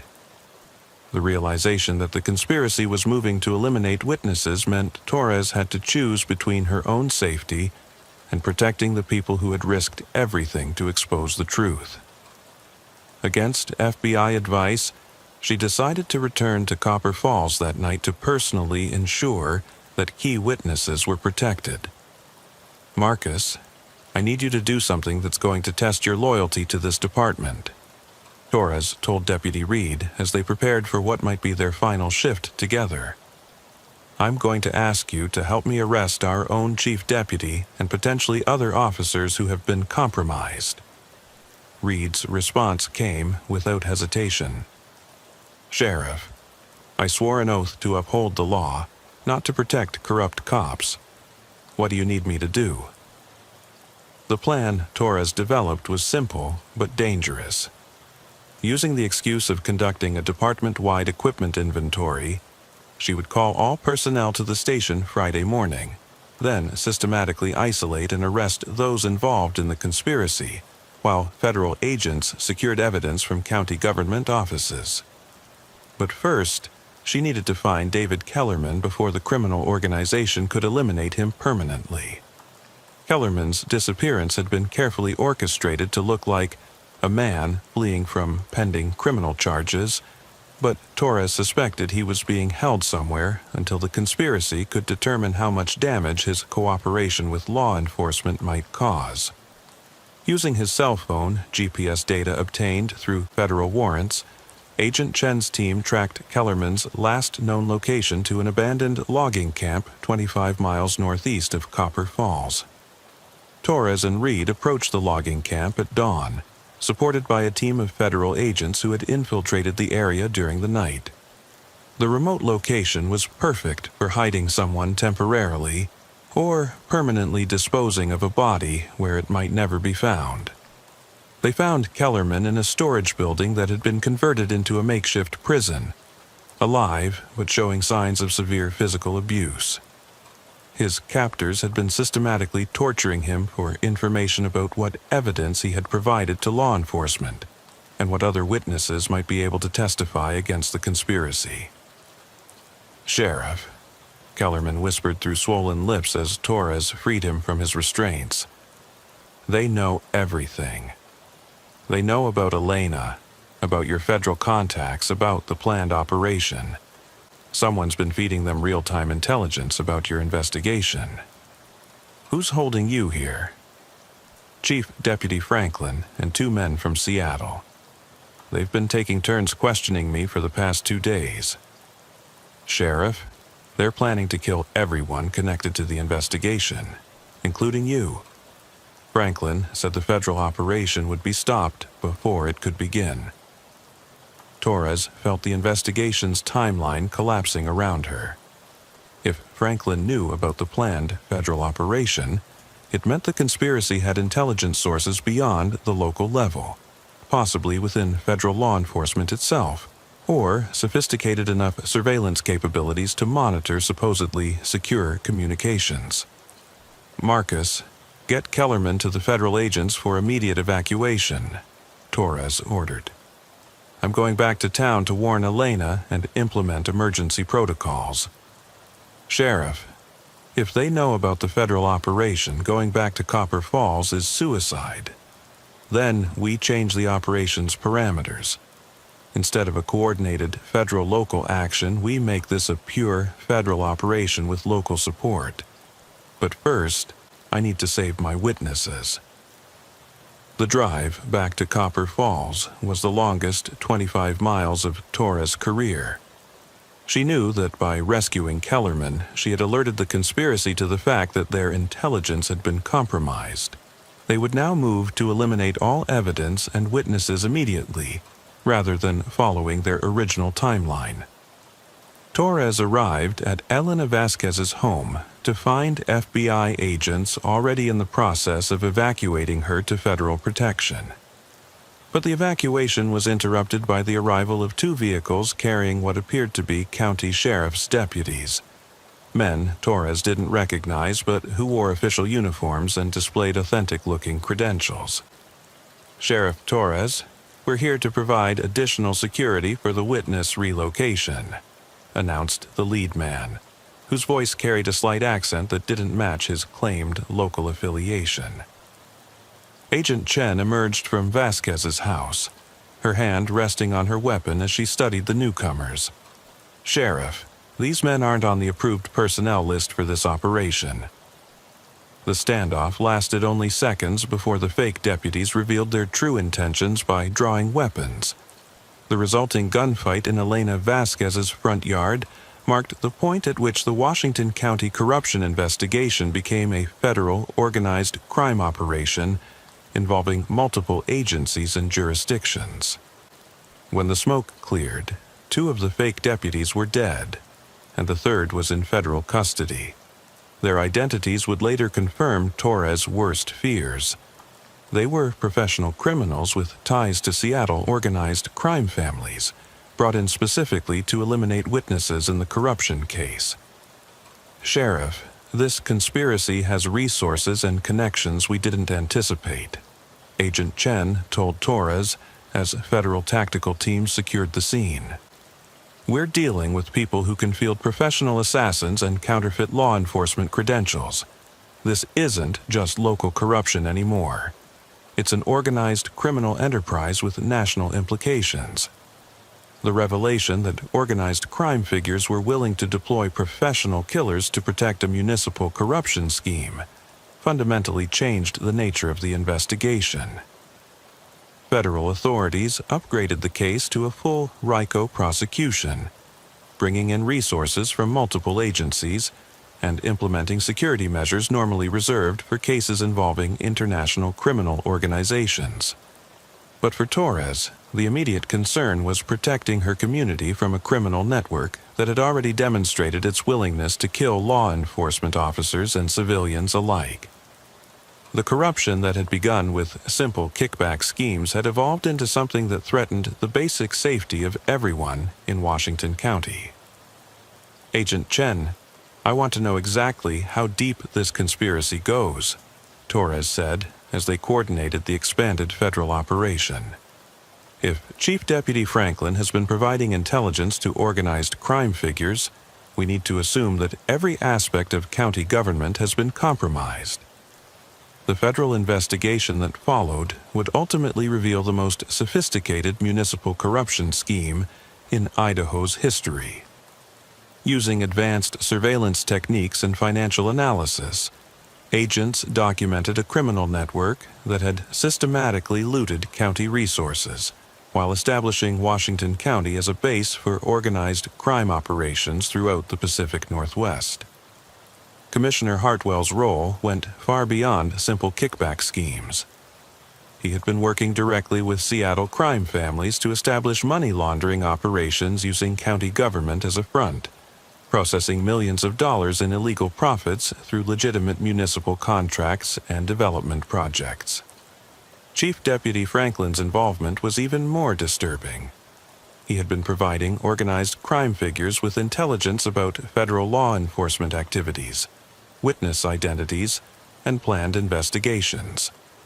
His access to law enforcement databases and communication systems had allowed the criminal organization to stay ahead of multiple investigations for years. "Sheriff, look at this," Agent Chen said as they reviewed intercepted communications between Franklin and his organized crime contacts. "He's been selling information about federal investigations across 3 states. Your corruption case isn't the only one he's been sabotaging." The scope of the criminal network's activities stunned even experienced federal investigators. Beyond the local corruption, they had been using Washington County as a staging area for drug trafficking operations, illegal gambling enterprises, and sophisticated money laundering schemes that moved criminal profits across international borders. Most troubling was the discovery that the conspiracy had infiltrated law enforcement agencies in multiple jurisdictions. Franklin's communication records revealed contacts with compromised officers in at least 6 different departments, creating a network of criminal intelligence that had allowed organized crime to operate with near impunity across the region. This explains how they've been avoiding prosecution for so long, Torres realized as she studied the communication intercepts. They've had advance warning of every investigation, every warrant, every planned operation. we've been fighting a criminal organization that knew our moves before we made them. The arrests began at dawn on Saturday morning, coordinated across multiple states by federal agents who had spent the night positioning themselves near the homes and offices of everyone involved in the conspiracy. The scope of the operation required over 200 federal agents and state police officers, making it one of the largest law enforcement operations in Idaho's history. Commissioner Hartwell was arrested at his home as he attempted to flee with suitcases containing cash and financial documents. Chief Deputy Franklin was taken into custody at the Sheriff's Department, where he had been destroying evidence in violation of federal preservation orders. In total, 14 individuals were arrested on charges ranging from bribery and conspiracy to racketeering and conspiracy to commit murder. For Torres, watching her own chief deputy led away in handcuffs was both a vindication of her investigation and a devastating blow to her faith in the institution she had served for over a decade. The corruption had penetrated so deeply into the department that she would need to rebuild the entire command structure from scratch. Sheriff, we've recovered over $3 million in cash and assets from the immediate arrests, Agent Chen reported as the operation continued. But the financial analysis suggests the total amount stolen from Washington County exceeds $12 million over the past 6 years. How much of that can be recovered? Unknown. Much of the money has been moved through offshore accounts and legitimate investments that will take years to trace. The organized crime figures behind this operation are sophisticated enough to insulate most of their profits from law enforcement recovery efforts. The aftermath of the arrests revealed the true scope of how the corruption had affected every aspect of county government. Contracts totaling over $40 million would need to be reviewed for fraud. Zoning decisions involving thousands of acres of development would require reevaluation, and the entire county budget would need forensic auditing to determine how much public money had been stolen. Sheriff, the federal prosecutor wants to know if you're willing to testify before a federal grand jury about the conspiracy, Agent Chen told Torres as they surveyed the wreckage of what had once been a functioning county government. Of course. But Agent Chen, what happens to Washington County now? We've just arrested or implicated most of the senior leadership of county government. How do we maintain public services while rebuilding from scratch? That's going to be the challenge. The federal government will provide temporary oversight and assistance, but ultimately, the citizens of Washington County will need to elect new leadership and rebuild their institutions. As Torres stood in her office that evening, looking out at the community she had sworn to protect, she realized that exposing the corruption had been only the beginning of a much longer process. The criminal organization had been dismantled, the corrupt officials arrested, and the organized crime connection severed. But the damage to public trust and institutional integrity would take years to repair. The investigation had started with a drunk mayor carrying $40,000 in cash during a traffic stop. It had evolved into a case that exposed organized crime infiltration of local government and ultimately led to one of the largest federal prosecutions in the region's history. But for the citizens of Washington County, the real work was just beginning. The slow, difficult process of rebuilding their government and restoring faith in the institutions that were supposed to serve their interests rather than enriching criminal organizations. Torres knew that her role in that rebuilding process would be crucial, but she also knew that the enemies they had made were still out there. The organized crime figures behind the conspiracy had lost their local operations, but they still had resources, connections, and reasons to seek revenge against those who had brought their carefully constructed criminal empire crashing down. As she locked her office that night, Torres couldn't shake the feeling that while this battle had been won, the war against organized crime's influence in rural communities was far from over. The conspiracy in Washington County had been exposed and destroyed, but the criminal organizations that had created it were still operating across the Pacific Northwest. looking for new communities to infiltrate and corrupt. Somewhere in the darkness beyond Copper Falls, those organizations were already planning their next moves, learning from their failures in Washington County, and adapting their methods to avoid detection in future operations. The price of freedom from corruption, Torres realized, would be eternal vigilance and the willingness to fight battles that most citizens never knew were being waged in their names. The federal grand jury convened in Boise 6 weeks after the arrests, drawing national attention to what prosecutors described as the most extensive municipal corruption case in the modern history of the American West. Sheriff Torres found herself at the center of a legal proceeding that would ultimately reshape how federal authorities approached organized crime infiltration of small-town governments across the country. The courtroom was packed with reporters, federal officials, and residents of Washington County who had come to witness the dismantling of the criminal organization that had stolen millions of dollars from their community. Torres took the witness stand on a cold January morning, knowing that her testimony would not only help convict the conspirators, but also paint a target on her back for any surviving members of the criminal network. Sheriff Torres, Prosecutor Janet Martinez began, "Please tell the grand jury how you first became aware of the conspiracy that has brought us here today." Torres's testimony spanned 3 days, detailing everything from David Kellerman's drunken confession to the discovery of organized crime connections that reached from rural Idaho to Seattle's criminal underworld. Her account of the assassination attempt on her own life sent murmurs through the courtroom and prompted additional security measures for all witnesses. The brake lines on my patrol vehicle were severed with professional precision, Torres explained to the grand jury. This wasn't vandalism or amateur sabotage. It was attempted murder carried out by someone with detailed knowledge of both my daily routines and automotive systems.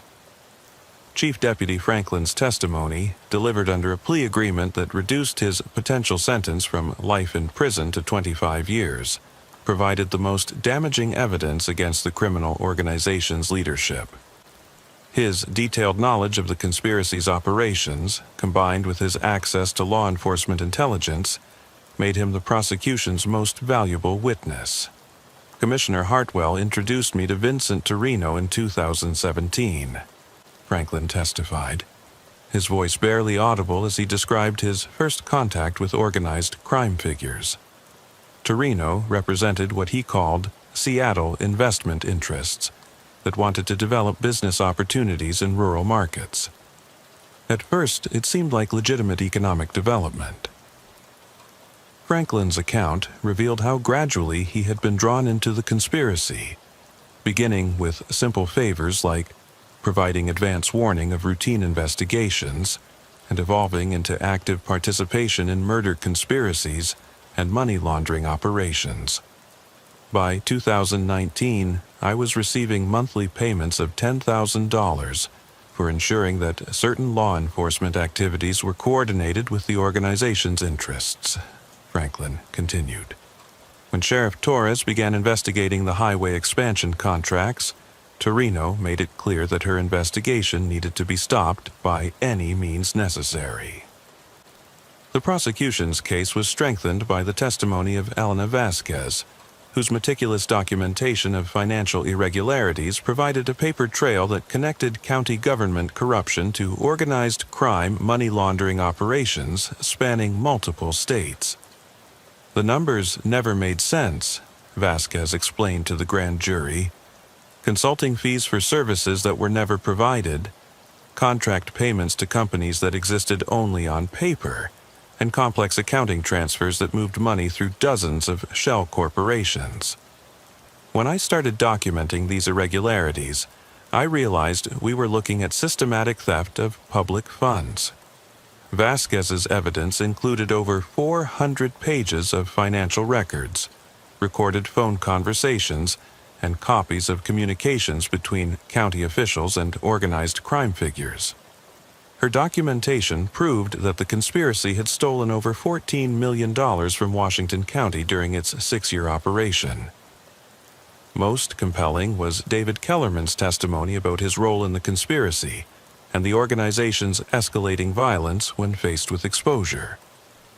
Despite his own criminal culpability, Kellerman's detailed knowledge of the conspiracy's operations and his willingness to admit his crimes provided crucial corroboration for the prosecution's case. They told me that cooperating with law enforcement would result in my family being killed, Kellerman testified, describing the threats that had prompted his initial confession to Torres. Vincent Torino showed me photographs of my children's school, my wife's workplace, and our home. He made it very clear that the organization had the resources to eliminate anyone who threatened their operations. The grand jury's final report, issued after 6 weeks of testimony, resulted in indictments against 47 individuals across 6 states, including organized crime figures who had never set foot in Washington County but had orchestrated the conspiracy from their bases in Seattle, Portland, and San Francisco. Commissioner Hartwell was indicted on 32 counts, including racketeering, conspiracy, bribery, and conspiracy to commit murder. His trial, which began 8 months later, would become a landmark case in federal prosecution of organized crime infiltration of municipal governments. The evidence presented during Hartwell's trial revealed the sophisticated methods the criminal organization had used to establish and maintain control over Washington County government. Beyond simple bribery and kickbacks, they had implemented systematic surveillance of community leaders, installed monitoring equipment in government buildings, and maintained detailed psychological profiles of county employees to identify potential assets and threats. This wasn't random corruption, Prosecutor Martinez told the jury during opening statements. This was a carefully planned takeover of local government by organized crime figures who saw rural communities as vulnerable targets for large-scale criminal operations. The prosecution's case included surveillance footage showing Hartwell meeting with known organized crime figures, financial records documenting millions of dollars in illegal transactions, and recorded phone conversations in which Hartwell discussed the need to eliminate law enforcement witnesses. Most damning was a recording made by Elena Vasquez during a county commissioners' meeting in which Hartwell openly discussed plans to permanently solve the Sheriff Torres problem and ensure that federal investigations could be managed through appropriate channels. Defense attorneys attempted to portray Hartwell as a victim of organized crime intimidation rather than a willing participant, but the evidence of his active coordination with criminal figures proved overwhelming. After 4 days of deliberation, the jury convicted him on all counts, resulting in a sentence of life in prison without possibility of parole. The trials of other conspiracy members continued for over 2 years, ultimately resulting in convictions for 39 of the 47 indicted individuals. The sentences ranged from 5 years for minor participants to life imprisonment for organized crime leaders and those involved in murder conspiracies. Vincent Torino, identified as the Seattle-based organized crime figure who had orchestrated the Washington County operation, was convicted on federal racketeering charges and sentenced to life imprisonment. His trial revealed that the Washington County conspiracy had been part of a larger criminal strategy to establish organized crime operations in rural communities across the Pacific Northwest. Mr. Torino and his associates viewed small towns and rural counties as soft targets for criminal infiltration, Federal Prosecutor James Wilson explained during sentencing. They believed that limited law enforcement resources and close-knit community relationships would make it easier to corrupt local officials and avoid federal attention. For Sheriff Torres, the successful prosecution of the conspiracy represented both a professional triumph and a personal ordeal that would affect her for the rest of her career. The investigation had cost her the trust of many community members who felt betrayed by the revelation that their government had been controlled by organized crime. and it had made her a permanent target for criminal organizations operating throughout the region. Sheriff Torres' courage in exposing this conspiracy saved Washington County from complete criminal takeover, Agent Chen said during a federal law enforcement ceremony honoring Torres' work. Her investigation prevented organized crime from establishing a permanent foothold in rural Idaho and provided a model for other jurisdictions facing similar threats. The aftermath of the conspiracy's exposure required massive reforms in Washington County government. New oversight procedures were implemented to prevent future corruption, financial controls were strengthened to detect irregular transactions, and law enforcement protocols were revised to ensure that criminal intelligence couldn't be compromised by corrupt officials. Torres worked with federal authorities to rebuild the sheriff's department from the ground up, implementing background check procedures that included psychological evaluations and financial audits for all personnel. The department's size was reduced from 23 deputies to 15, but the remaining officers were thoroughly vetted and provided with additional training in recognizing and reporting corruption. "We learned that corruption doesn't announce itself," Torres explained to a gathering of rural law enforcement officials who had come to study Washington County's recovery process. "It infiltrates gradually, taking advantage of trust and community relationships to establish influence before revealing its true nature." The financial recovery process proved more challenging than the law enforcement response. While federal authorities were able to seize assets totaling over $8 million from the conspiracy's operations, much of the stolen money had been moved through offshore accounts and legitimate investments that were difficult to trace and recover. Washington County filed civil lawsuits against the bonding companies that had insured the corrupt contracts, ultimately recovering an additional $12 million that was used to fund infrastructure projects and compensate taxpayers for the stolen funds. However, the legal process took over 4 years to complete and required extensive federal assistance. Perhaps most importantly, the Washington County case established legal precedents that enhanced federal authorities' ability to prosecute organized crime infiltration of municipal governments. The investigation techniques developed during Torres' case became standard protocols for similar investigations across the country. The personal cost to Torres and other witnesses was significant and ongoing. Despite the successful prosecutions, organized crime figures who had avoided conviction continued to view the Washington County witnesses as threats to their operations. Torres and her family were relocated under federal witness protection protocols, and Elena Vasquez was permanently relocated to another state under a new identity. David Kellerman, whose cooperation had been crucial to exposing the conspiracy, served 18 months in federal prison under a plea agreement.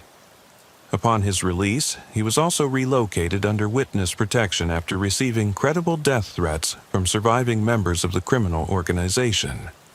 "The people who destroyed this conspiracy deserve to live free from fear," Agent Chen stated during a congressional hearing on organized crime infiltration of rural communities. But the reality is that criminal organizations have long memories and significant resources for revenge operations.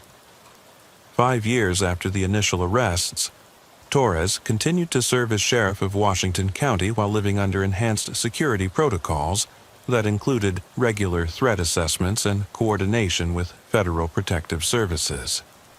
The department she rebuilt had become a model for rural law enforcement agencies dealing with sophisticated criminal threats. "We proved that small-town law enforcement can successfully confront organized crime if we're willing to acknowledge the threat and work with federal authorities," Torres told a National Sheriff's Association conference. "But we also learned that victory comes with a price that extends far beyond the courtroom." The Washington County conspiracy case became a landmark in federal law enforcement's understanding of how organized crime adapts to target rural communities. The investigation techniques developed during the case were used successfully in similar operations across 12 states, ultimately dismantling criminal networks that had infiltrated dozens of small-town governments. For the residents of Washington County, the exposure and prosecution of the conspiracy represented both vindication and a sobering lesson about the vulnerability of small communities to sophisticated criminal organizations. The rebuilding process required not only new government structures but also a fundamental reassessment of how rural communities could protect themselves from external criminal threats. We learned that isolation can be both a strength and a vulnerability, explained Dr. Margaret Foster, a political scientist who studied the Washington County case for the Federal Law Enforcement Training Center. Rural communities, strong social bonds, and trust-based relationships can be exploited by criminal organizations, but they can also provide the foundation for effective resistance to corruption. The economic impact of the conspiracy extended far beyond the direct financial losses. The revelation that county government had been controlled by organized crime damaged Washington County's reputation and deterred legitimate business development for several years. Recovery required extensive public relations efforts and federal assistance to restore investor confidence in the region. Tourism, which had been a growing economic sector, declined sharply after the conspiracy's exposure as potential visitors associated the area with organized crime activity. The county implemented marketing campaigns emphasizing the successful prosecution of the criminals and the reforms that had been implemented to prevent future corruption. We had to prove that Washington County was safe for families and legitimate businesses, explained Jennifer Walsh, the economic development director hired to lead the recovery effort. The criminal organization had been eliminated, but we needed to demonstrate that we had learned from the experience and implemented safeguards to prevent similar infiltration. The educational value of the Washington County case extended internationally, with the law enforcement agencies from several countries studying the investigation techniques and prosecution strategies used to dismantle the conspiracy. The case became a textbook example of how organized crime adapts to exploit rural communities and how effective law enforcement responses can be developed. Torres received numerous awards for her role in exposing the conspiracy, including the Federal Bureau of Investigation Director's Award for Excellence in Law Enforcement and the International Association of Chiefs of Police Award for Professional Excellence. However, she consistently emphasized that the successful outcome required cooperation from brave witnesses and federal authorities rather than individual heroism. This case proves that no community is too small or too remote to be targeted by organized crime, Torres said during her acceptance speech for the FBI Director's Award. But it also proves that dedicated law enforcement officers, brave witnesses, and effective federal cooperation can overcome even the most sophisticated criminal organizations. 10 years after David Kellerman's drunken confession during a routine traffic stop, Washington County had rebuilt its government, restored public trust, and implemented safeguards that made it a model for other rural communities facing similar threats. The conspiracy that had once threatened to turn the county into a permanent base for organized crime operations had been completely dismantled, with its leaders serving life sentences in federal prison. Sheriff Torres continued to serve the community that had been both victim and beneficiary of her investigation. The department she rebuilt operated with transparency and accountability measures that exceeded federal standards, and the county government functioned with oversight procedures that made corruption extremely difficult to establish or maintain. We paid a high price for learning these lessons, Torres reflected, during a ceremony marking the 10th anniversary of the conspiracy's exposure. But we proved that rural communities don't have to accept criminal infiltration as inevitable. With courage, cooperation, and proper support, even small-town law enforcement can confront and defeat organized crime. The Washington County case stands as both a warning about the vulnerability of rural communities to sophisticated criminal infiltration and an inspiration for law enforcement officers facing seemingly impossible odds against well-funded and politically connected criminal organizations. It demonstrates that corruption can be defeated, but only through the courage of individuals willing to risk everything for justice and the support of federal authorities committed to protecting the integrity of American communities, regardless of their size or isolation. For Sheriff Rebecca Torres, the investigation that began with a simple DUI arrest became the defining case of her career and a testament to the principle that no criminal organization, regardless of its resources or political connections, is beyond the reach of determined law enforcement officers committed to protecting their communities from those who would exploit trust for criminal gain. Sheriff Jake Morrison had always understood that people vanish in rural America with disturbing frequency. During his 14 years serving Clearwater County, Wyoming, 2,800 square miles of high desert, mountain ranges, and scattered ranching communities, he'd handled dozens of missing person cases that simply dissolved into the vast landscape without resolution. Drifters who moved on without notice, domestic disputes that ended with someone fleeing to start over elsewhere, and the occasional hiker or hunter who wandered off established trails and never returned. In a county where the nearest neighbor might live 20 miles away and cell phone coverage disappeared beyond the main highways, people could vanish as easily as morning mist in the summer sun.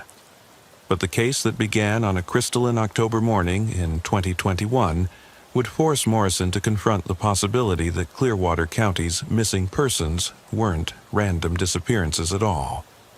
They were systematic abductions carried out by someone who understood the landscape's capacity to swallow people whole and had been exploiting that knowledge for years.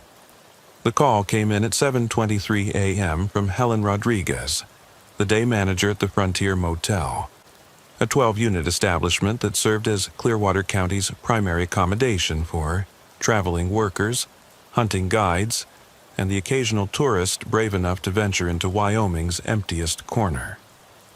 Helen's voice carried the controlled panic of someone trying to remain professional while reporting something that violated every expectation of normal, small-town life. "Sheriff Morrison, we've got a situation here at the motel," Helen began, her words measured but tight with stress. "One of our guests, a geologist working for the state, was supposed to check out 3 days ago, but her room's still occupied and we can't reach her. When maintenance checked the room this morning, well, you need to see this yourself." Morrison was already reaching for his keys and duty belt. In rural law enforcement, any deviation from established patterns warranted immediate attention, and Helen Rodriguez wasn't someone who called authorities without good reason. What exactly did maintenance find, Helen? Her belongings are all still here: clothes, equipment, car keys, even her purse with cash and credit cards. But Dr. Sarah Kim is gone, and Sheriff, the room looks like someone was preparing to stay much longer than originally planned. The Frontier Motel sat along Highway 287, the 2-lane blacktop that served as Clearwater County's main transportation corridor connecting the county seat of Riverside to the ranching communities scattered throughout the region. Morrison had known Helen Rodriguez for 8 years, ever since she'd moved to Wyoming from Colorado to escape an abusive marriage, and he'd never known her to be alarmist or prone to exaggeration. As Morrison drove the 12 miles from Riverside to the motel, he found himself mentally reviewing Clearwater County's recent missing person cases. In the past 18 months, they'd had an unusual number of people who had simply vanished. A hunting guide named Marcus Torres, who disappeared while scouting elk territory. A freelance photographer named Jennifer Walsh, who'd been documenting abandoned homesteads, and a graduate student named David Chen, who'd been conducting research on historical mining sites. All had been working alone in remote areas when they disappeared. All had left behind personal belongings and vehicles that suggested they'd planned to return. All had simply evaporated from the landscape as if they'd never existed. The Frontier Motel's parking lot contained only 3 vehicles when Morrison arrived. Helen's aging Subaru, a pickup truck belonging to a ranch hand staying temporarily in town, and a late-model Honda Accord with Colorado plates that presumably belonged to the missing geologist.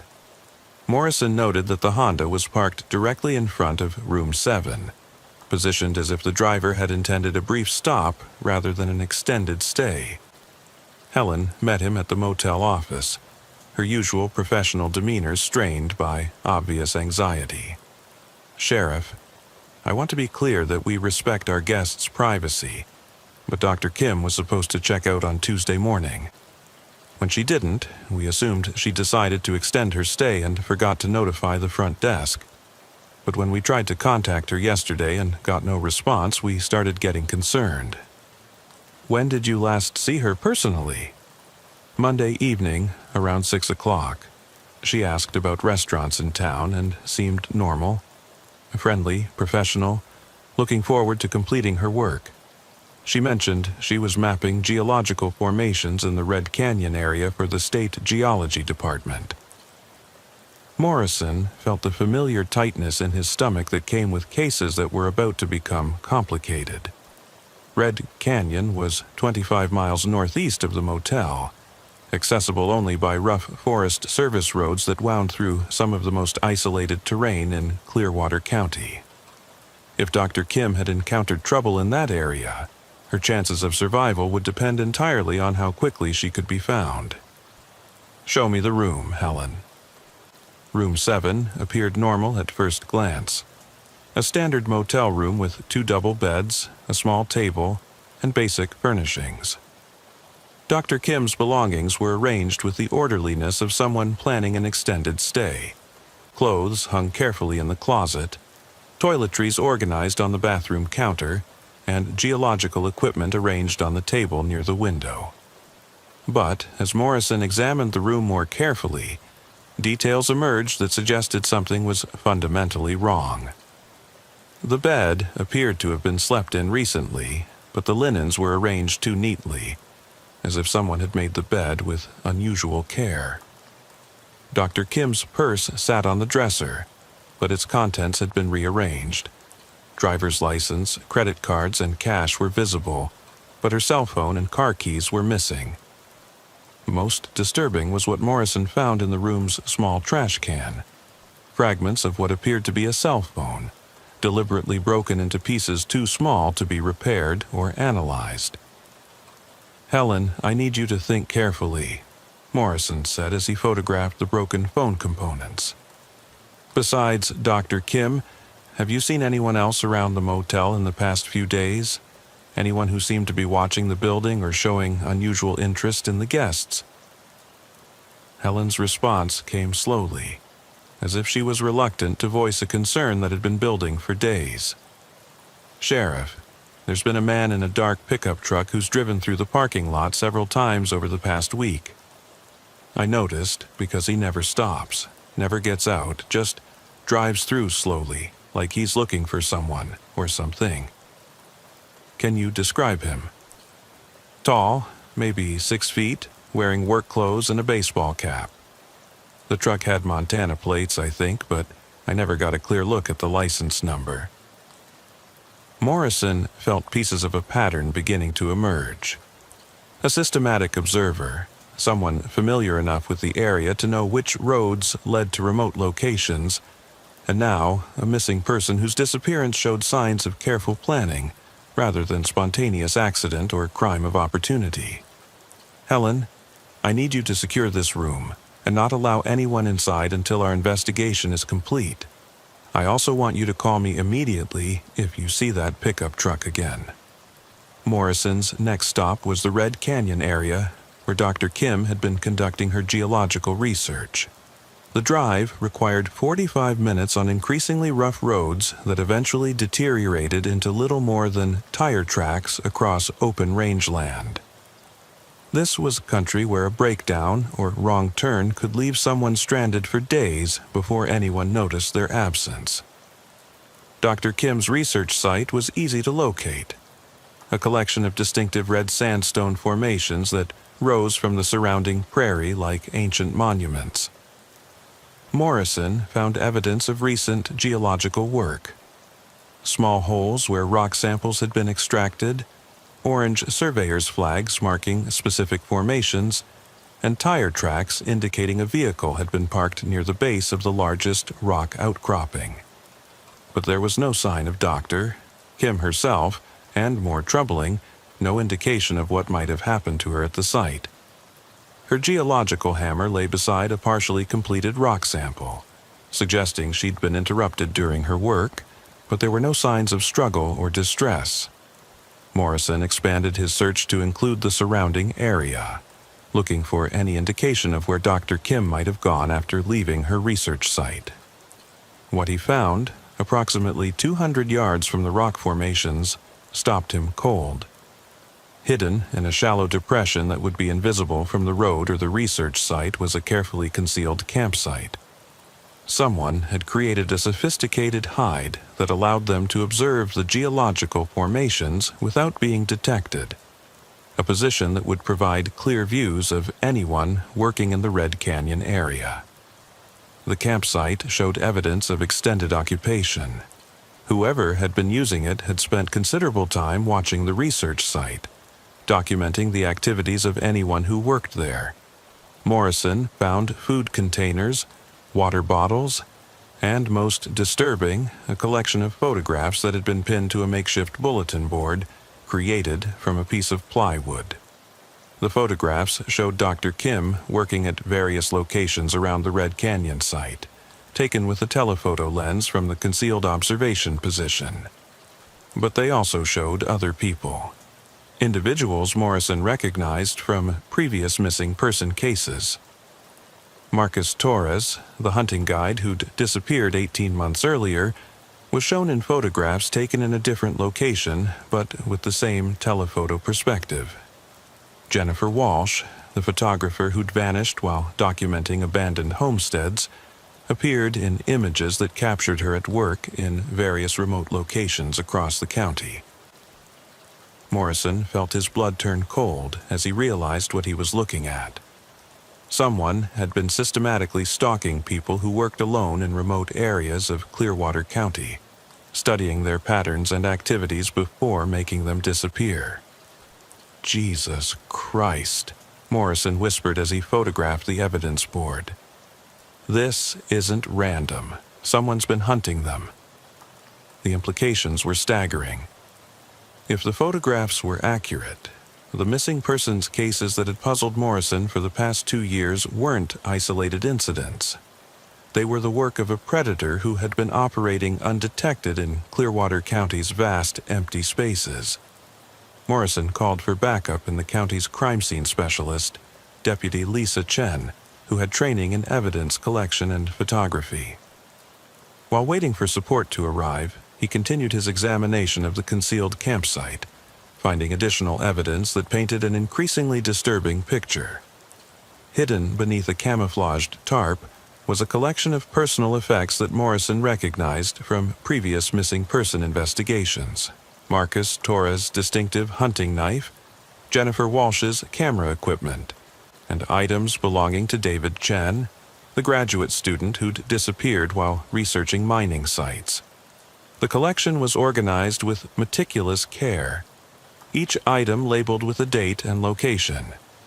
This wasn't the chaotic accumulation of a disorganized criminal.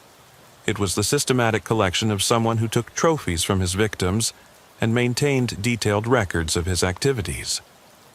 Most chilling was a hand-drawn map of Clearwater County that marked dozens of locations with different colored pins. Red pins indicated what appeared to be abduction sites, while black pins marked locations that Morrison didn't recognize, but which were scattered throughout the county's most remote areas. "Sheriff Morrison, this is Deputy Chen," his radio crackled. "I'm en route to your location with the crime scene kit. ETA 15 minutes. Lisa, contact the state police and request assistance from their major crimes unit," Morrison replied.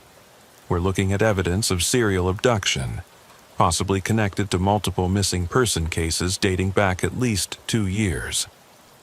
As Morrison waited for backup to arrive, he found himself studying the landscape of Red Canyon with new eyes.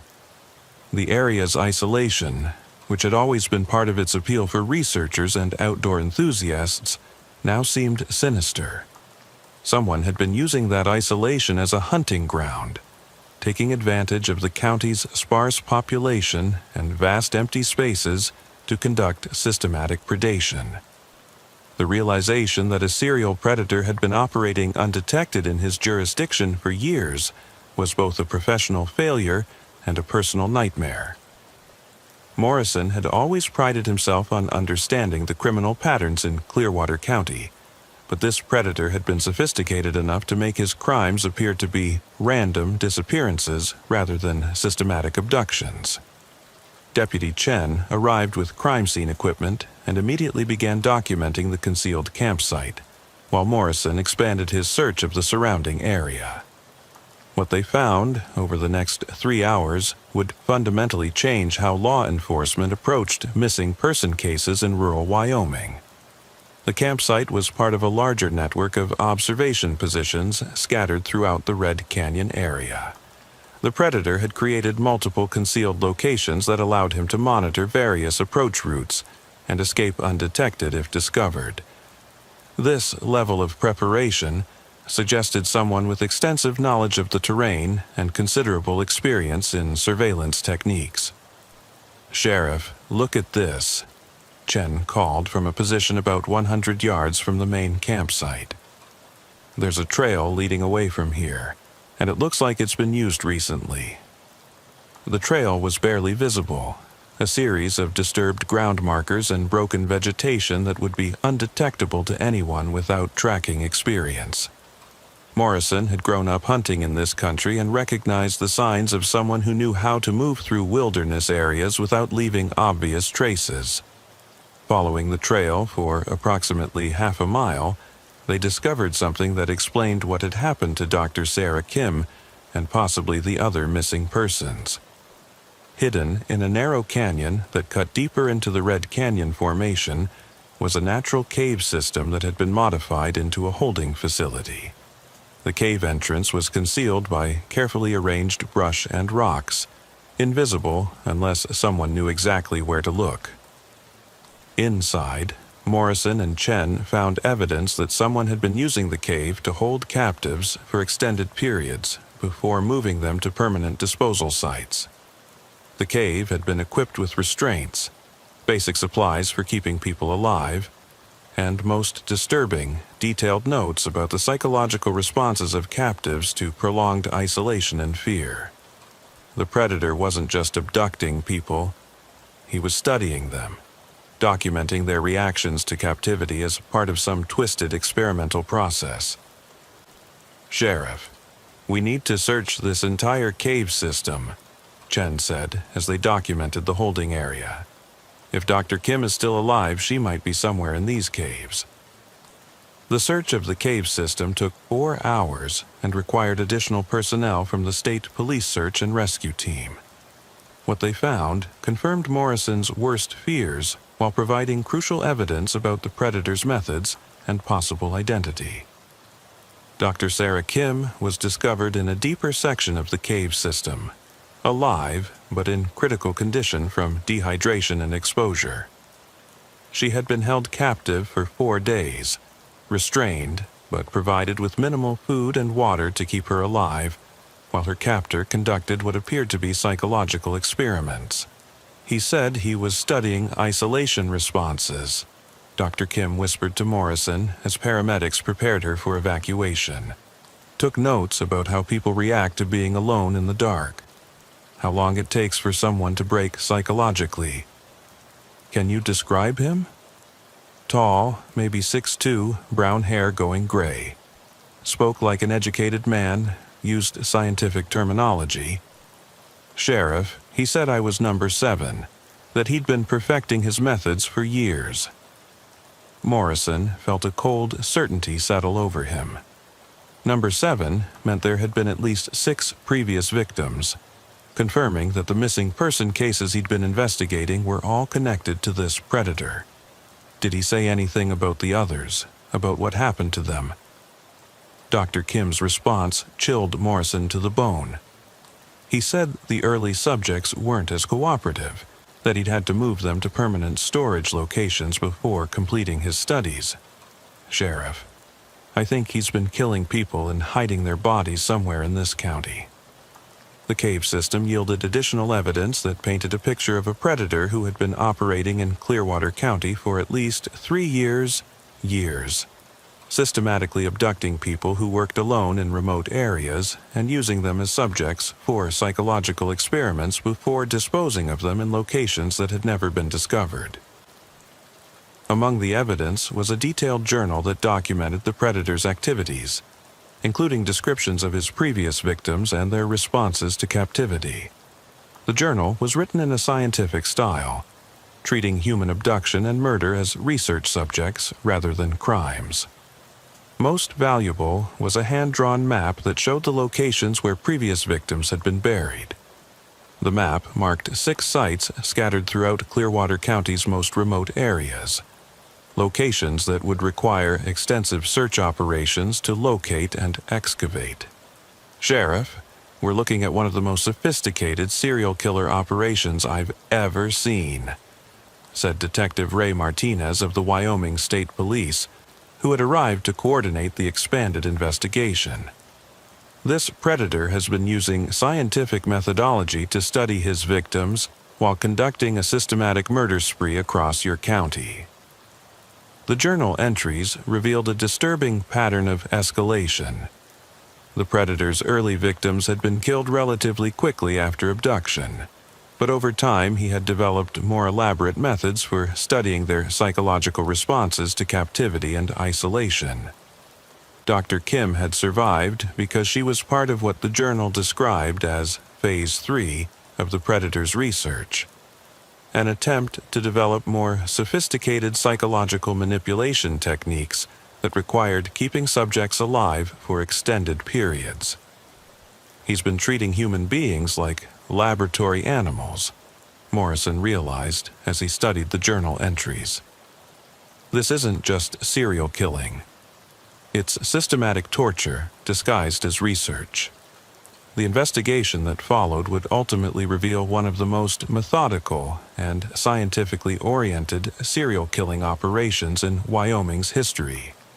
The predator had been conducting what amounted to psychological experiments on his victims, documenting their responses to various forms of isolation, fear, and manipulation before killing them and disposing of their bodies in carefully selected locations.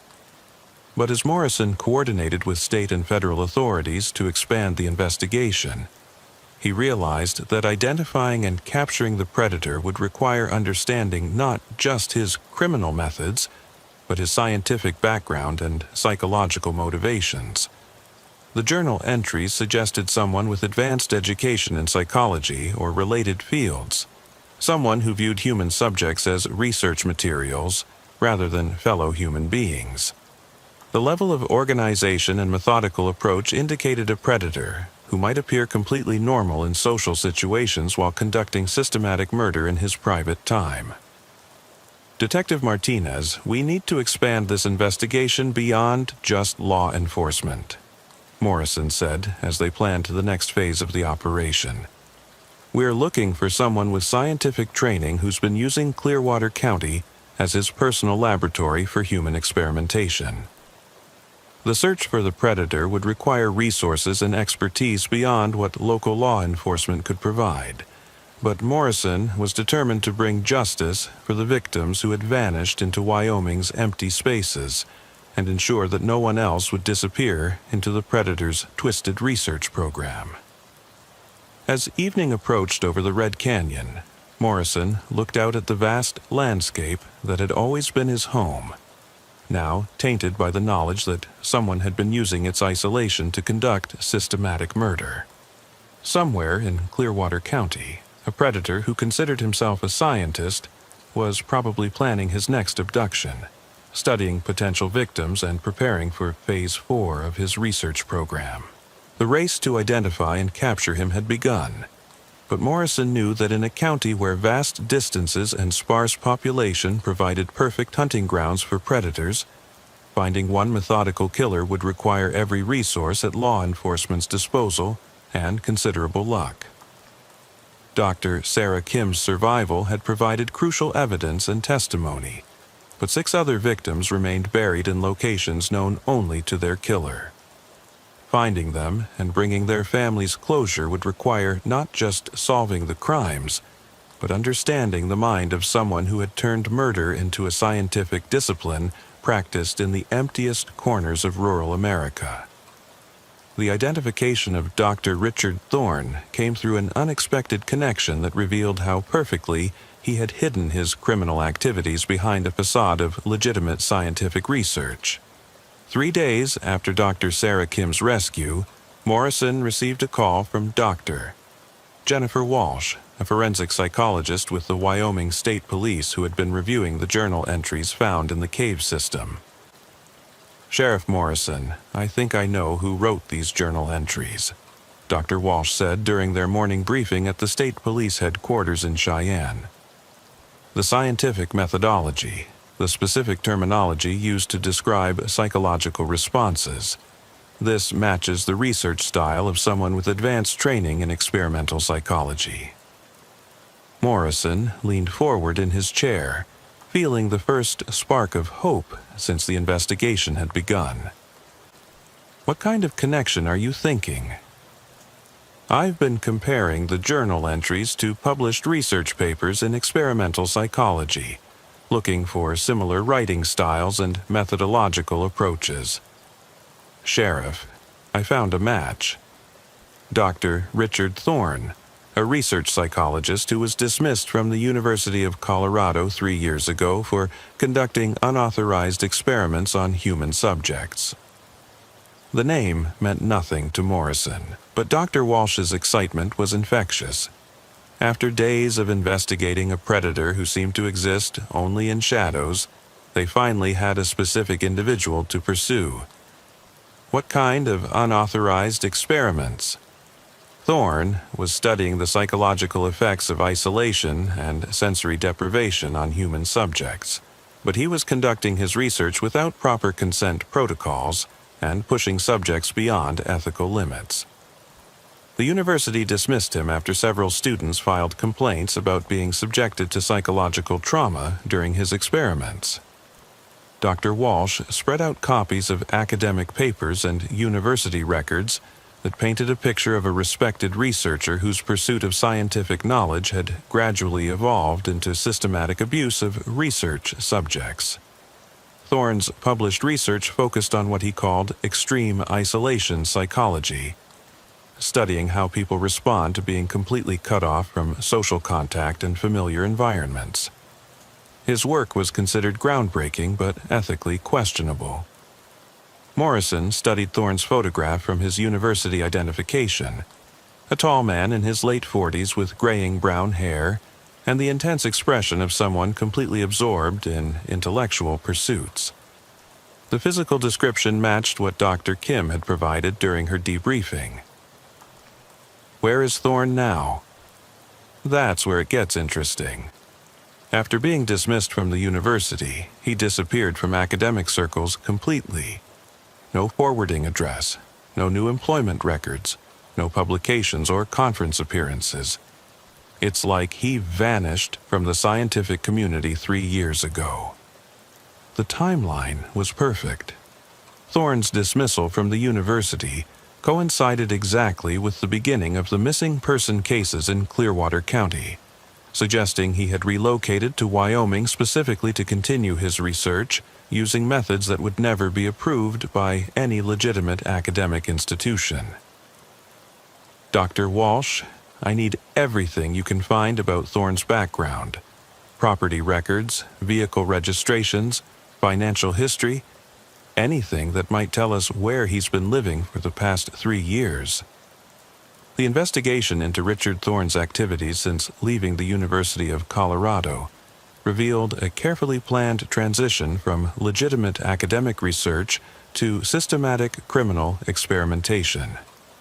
Using resources from multiple agencies, investigators traced a complex pattern of property purchases, vehicle registrations, and financial transactions that showed how Thorne had established himself in rural Wyoming.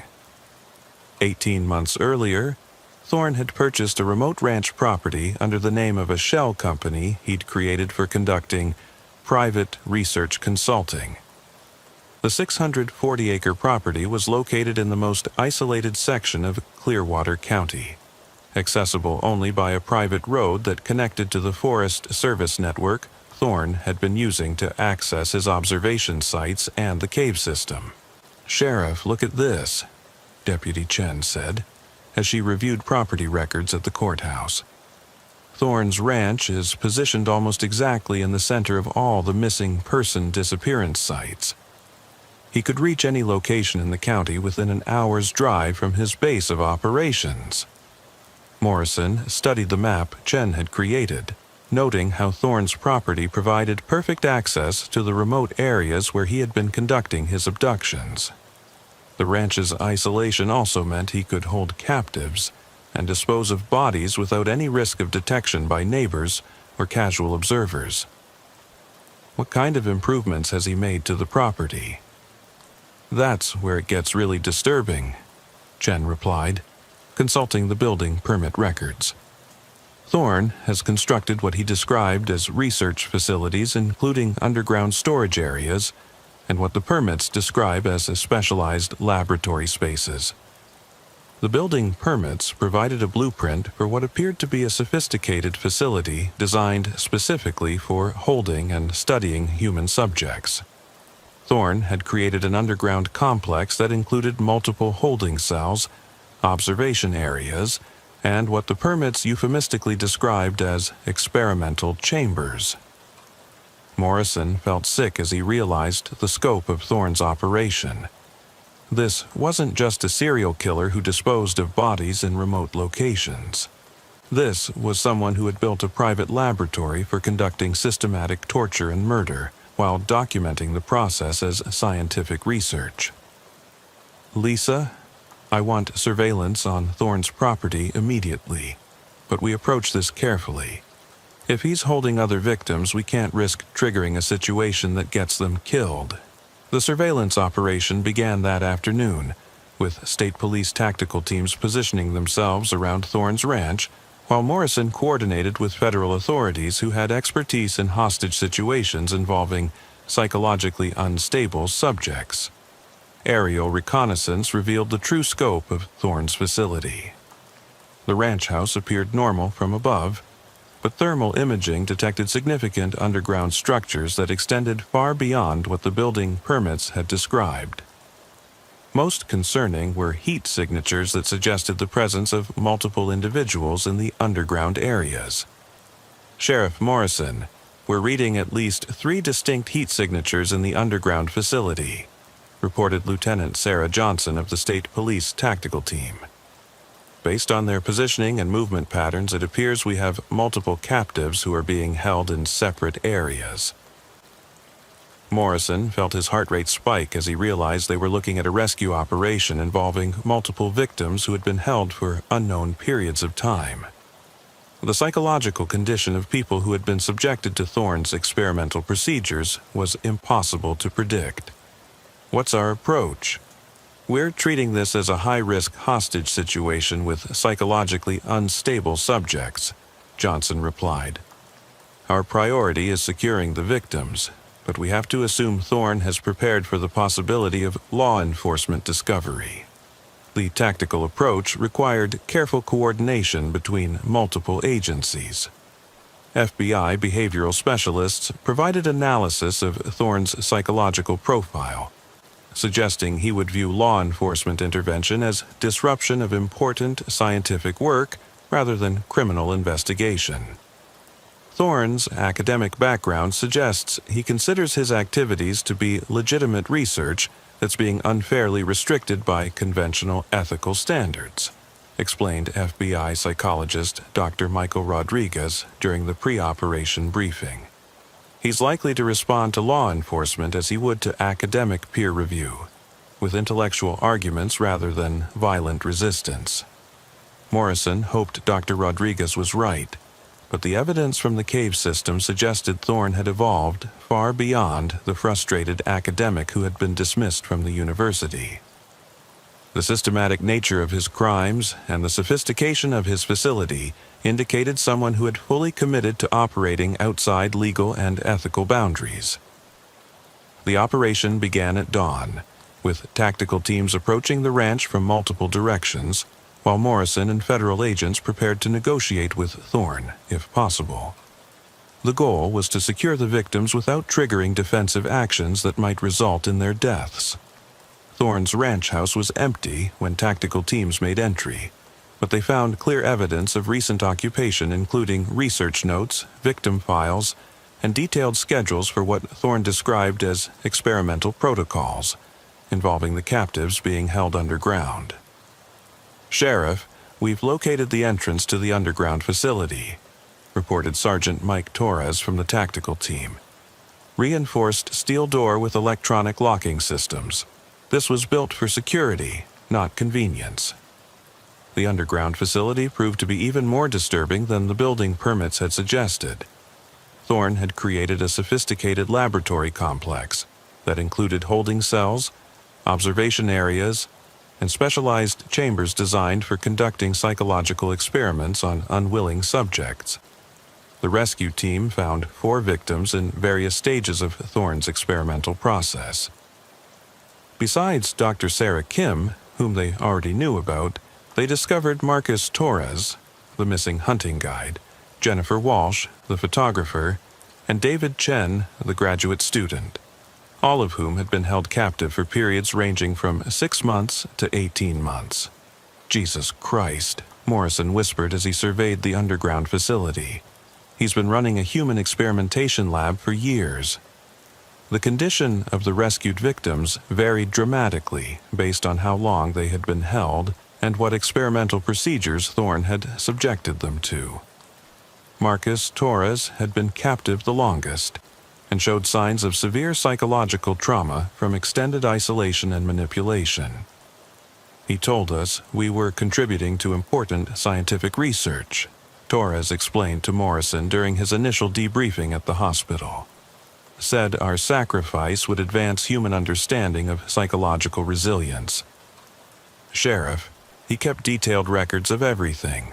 How we responded to isolation, fear, sensory deprivation, all of it." Jennifer Walsh, who had been held for 14 months, provided crucial information about Thorne's experimental methods and the fate of earlier victims who hadn't survived the process. "He called it the Laboratory of Isolation," Walsh told investigators. Said he was studying how people adapt to complete separation from society and normal human contact. The early subjects, he said they weren't resilient enough for extended study. The implications were chilling. Thorne had been conducting systematic psychological torture while documenting the process as legitimate research, killing subjects who didn't meet his experimental requirements and keeping others alive for extended study periods. David Chen, the graduate student who had been researching mining sites when he disappeared, had been held for 8 months and subjected to what Thorne called cognitive adaptation protocols, systematic attempts to break down his psychological defenses and rebuild his personality according to research parameters. He believed he was creating better humans, Chen explained during his hospital interview. Said that by stripping away social conditioning and forcing people to confront pure isolation, he could study the essential nature of human consciousness. The underground facility yielded extensive documentation of Thorne's activities, including detailed records of all his victims and the experimental procedures he had used on each. The files confirmed that 6 people had died during Thorne's experiments, their bodies buried at locations marked on the map found in the cave system. But Thorne himself was nowhere to be found. The facility showed signs of hasty abandonment, with some equipment still running and research notes scattered as if he had fled when surveillance detected the law enforcement operation.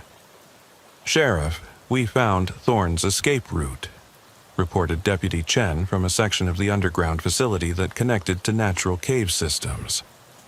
"He's got a tunnel that leads to the cave network where we found Dr. Kim. He could be anywhere in miles of underground passages." The search for Thorne expanded to include the entire cave system that honeycombed the area beneath his ranch property. Specialized cave rescue teams were brought in to navigate the underground network, but the passages extended for miles in multiple directions, providing numerous escape routes to surface locations throughout Clearwater County. Morrison coordinated with multiple agencies to establish a perimeter around the known cave exits, while search teams worked to track Thorne through the underground network. But after 48 hours, it became clear that Thorne had successfully escaped into Wyoming's vast wilderness areas. He's had years to prepare for this possibility, Morrison realized as he studied topographic maps of the cave system. Thorne knows this underground network better than anyone, and he's got supplies and escape routes we haven't even discovered yet. The manhunt for Richard Thorne continued for 3 weeks, involving resources from federal, state, and local agencies across the region. Thermal imaging helicopters, tracking dogs, and ground search teams covered thousands of square miles of wilderness areas where Thorne might be hiding. The breakthrough came from an unexpected source. Helen Rodriguez, the motel manager who had first reported Dr. Kim's disappearance, called Morrison with information about a guest who had checked in the previous evening and seemed unusually nervous about law enforcement activity in the area. "Sheriff, this man paid cash and seemed very interested in how long the police operation at Red Canyon was going to continue," Rodriguez reported. "Something about him reminded me of the man in the pickup truck I'd seen watching the motel." Morrison and tactical teams surrounded the Frontier Motel within minutes, but found that Thorne had already abandoned the room. However, he had left behind crucial evidence: research notes indicating he was planning to relocate his operations to a new area where he could continue his experiments without law enforcement interference. "He's not done," Morrison realized as he read Thorne's notes. He considers this a temporary setback to his research program, not a permanent end to his activities. The notes indicated Thorne had been preparing backup facilities in remote areas of Montana and Colorado, suggesting he viewed his Wyoming operation as just one component of a larger research program that could be relocated and resumed elsewhere. "Sheriff Morrison, we're upgrading this to a federal manhunt with multi-state coordination," announced FBI Special Agent Patricia Williams, who had been assigned to lead the expanded investigation. "Thorne represents a continuing threat to public safety across the entire region." The search for Richard Thorne continued for months, with occasional sightings and evidence suggesting he was moving through remote areas of the Rocky Mountain region. His academic training and survival skills made him a formidable fugitive who could remain hidden indefinitely in the wilderness areas he knew so well. But the successful rescue of his victims and the destruction of his Wyoming facility had ended his systematic experimentation on human subjects. The 4 survivors were receiving extensive psychological treatment and slowly recovering from their ordeals, while the remains of Thorne's earlier victims were recovered from burial sites identified through his research notes. For Morrison, the case represented both a successful law enforcement operation and a sobering reminder of how sophisticated predators could exploit rural areas' isolation to conduct systematic criminal activities. Thorne's laboratory of isolation had operated undetected for years in Clearwater County's empty spaces, taking advantage of sparse population and vast distances to conduct crimes that would have been impossible in more populated areas. "We stopped him, but we didn't catch him," Morrison reflected during a debriefing session with federal authorities.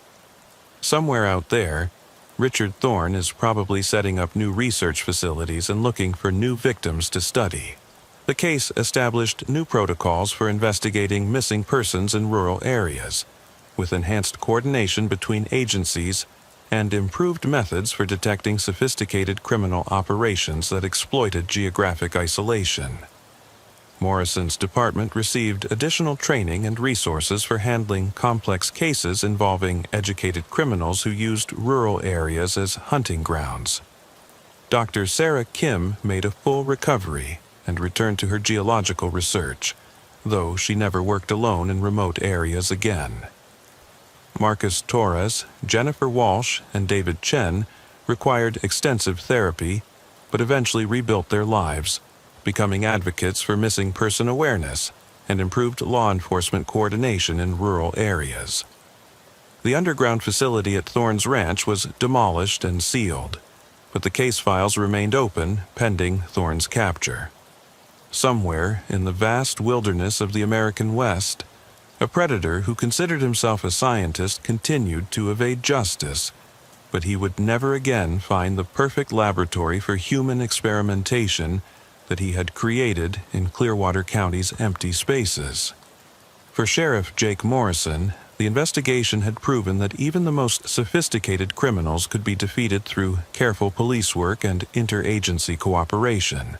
But it had also demonstrated that rural America's greatest strength, its vast empty spaces, could also be its greatest vulnerability when exploited by those who understood that isolation could hide even the most horrific crimes.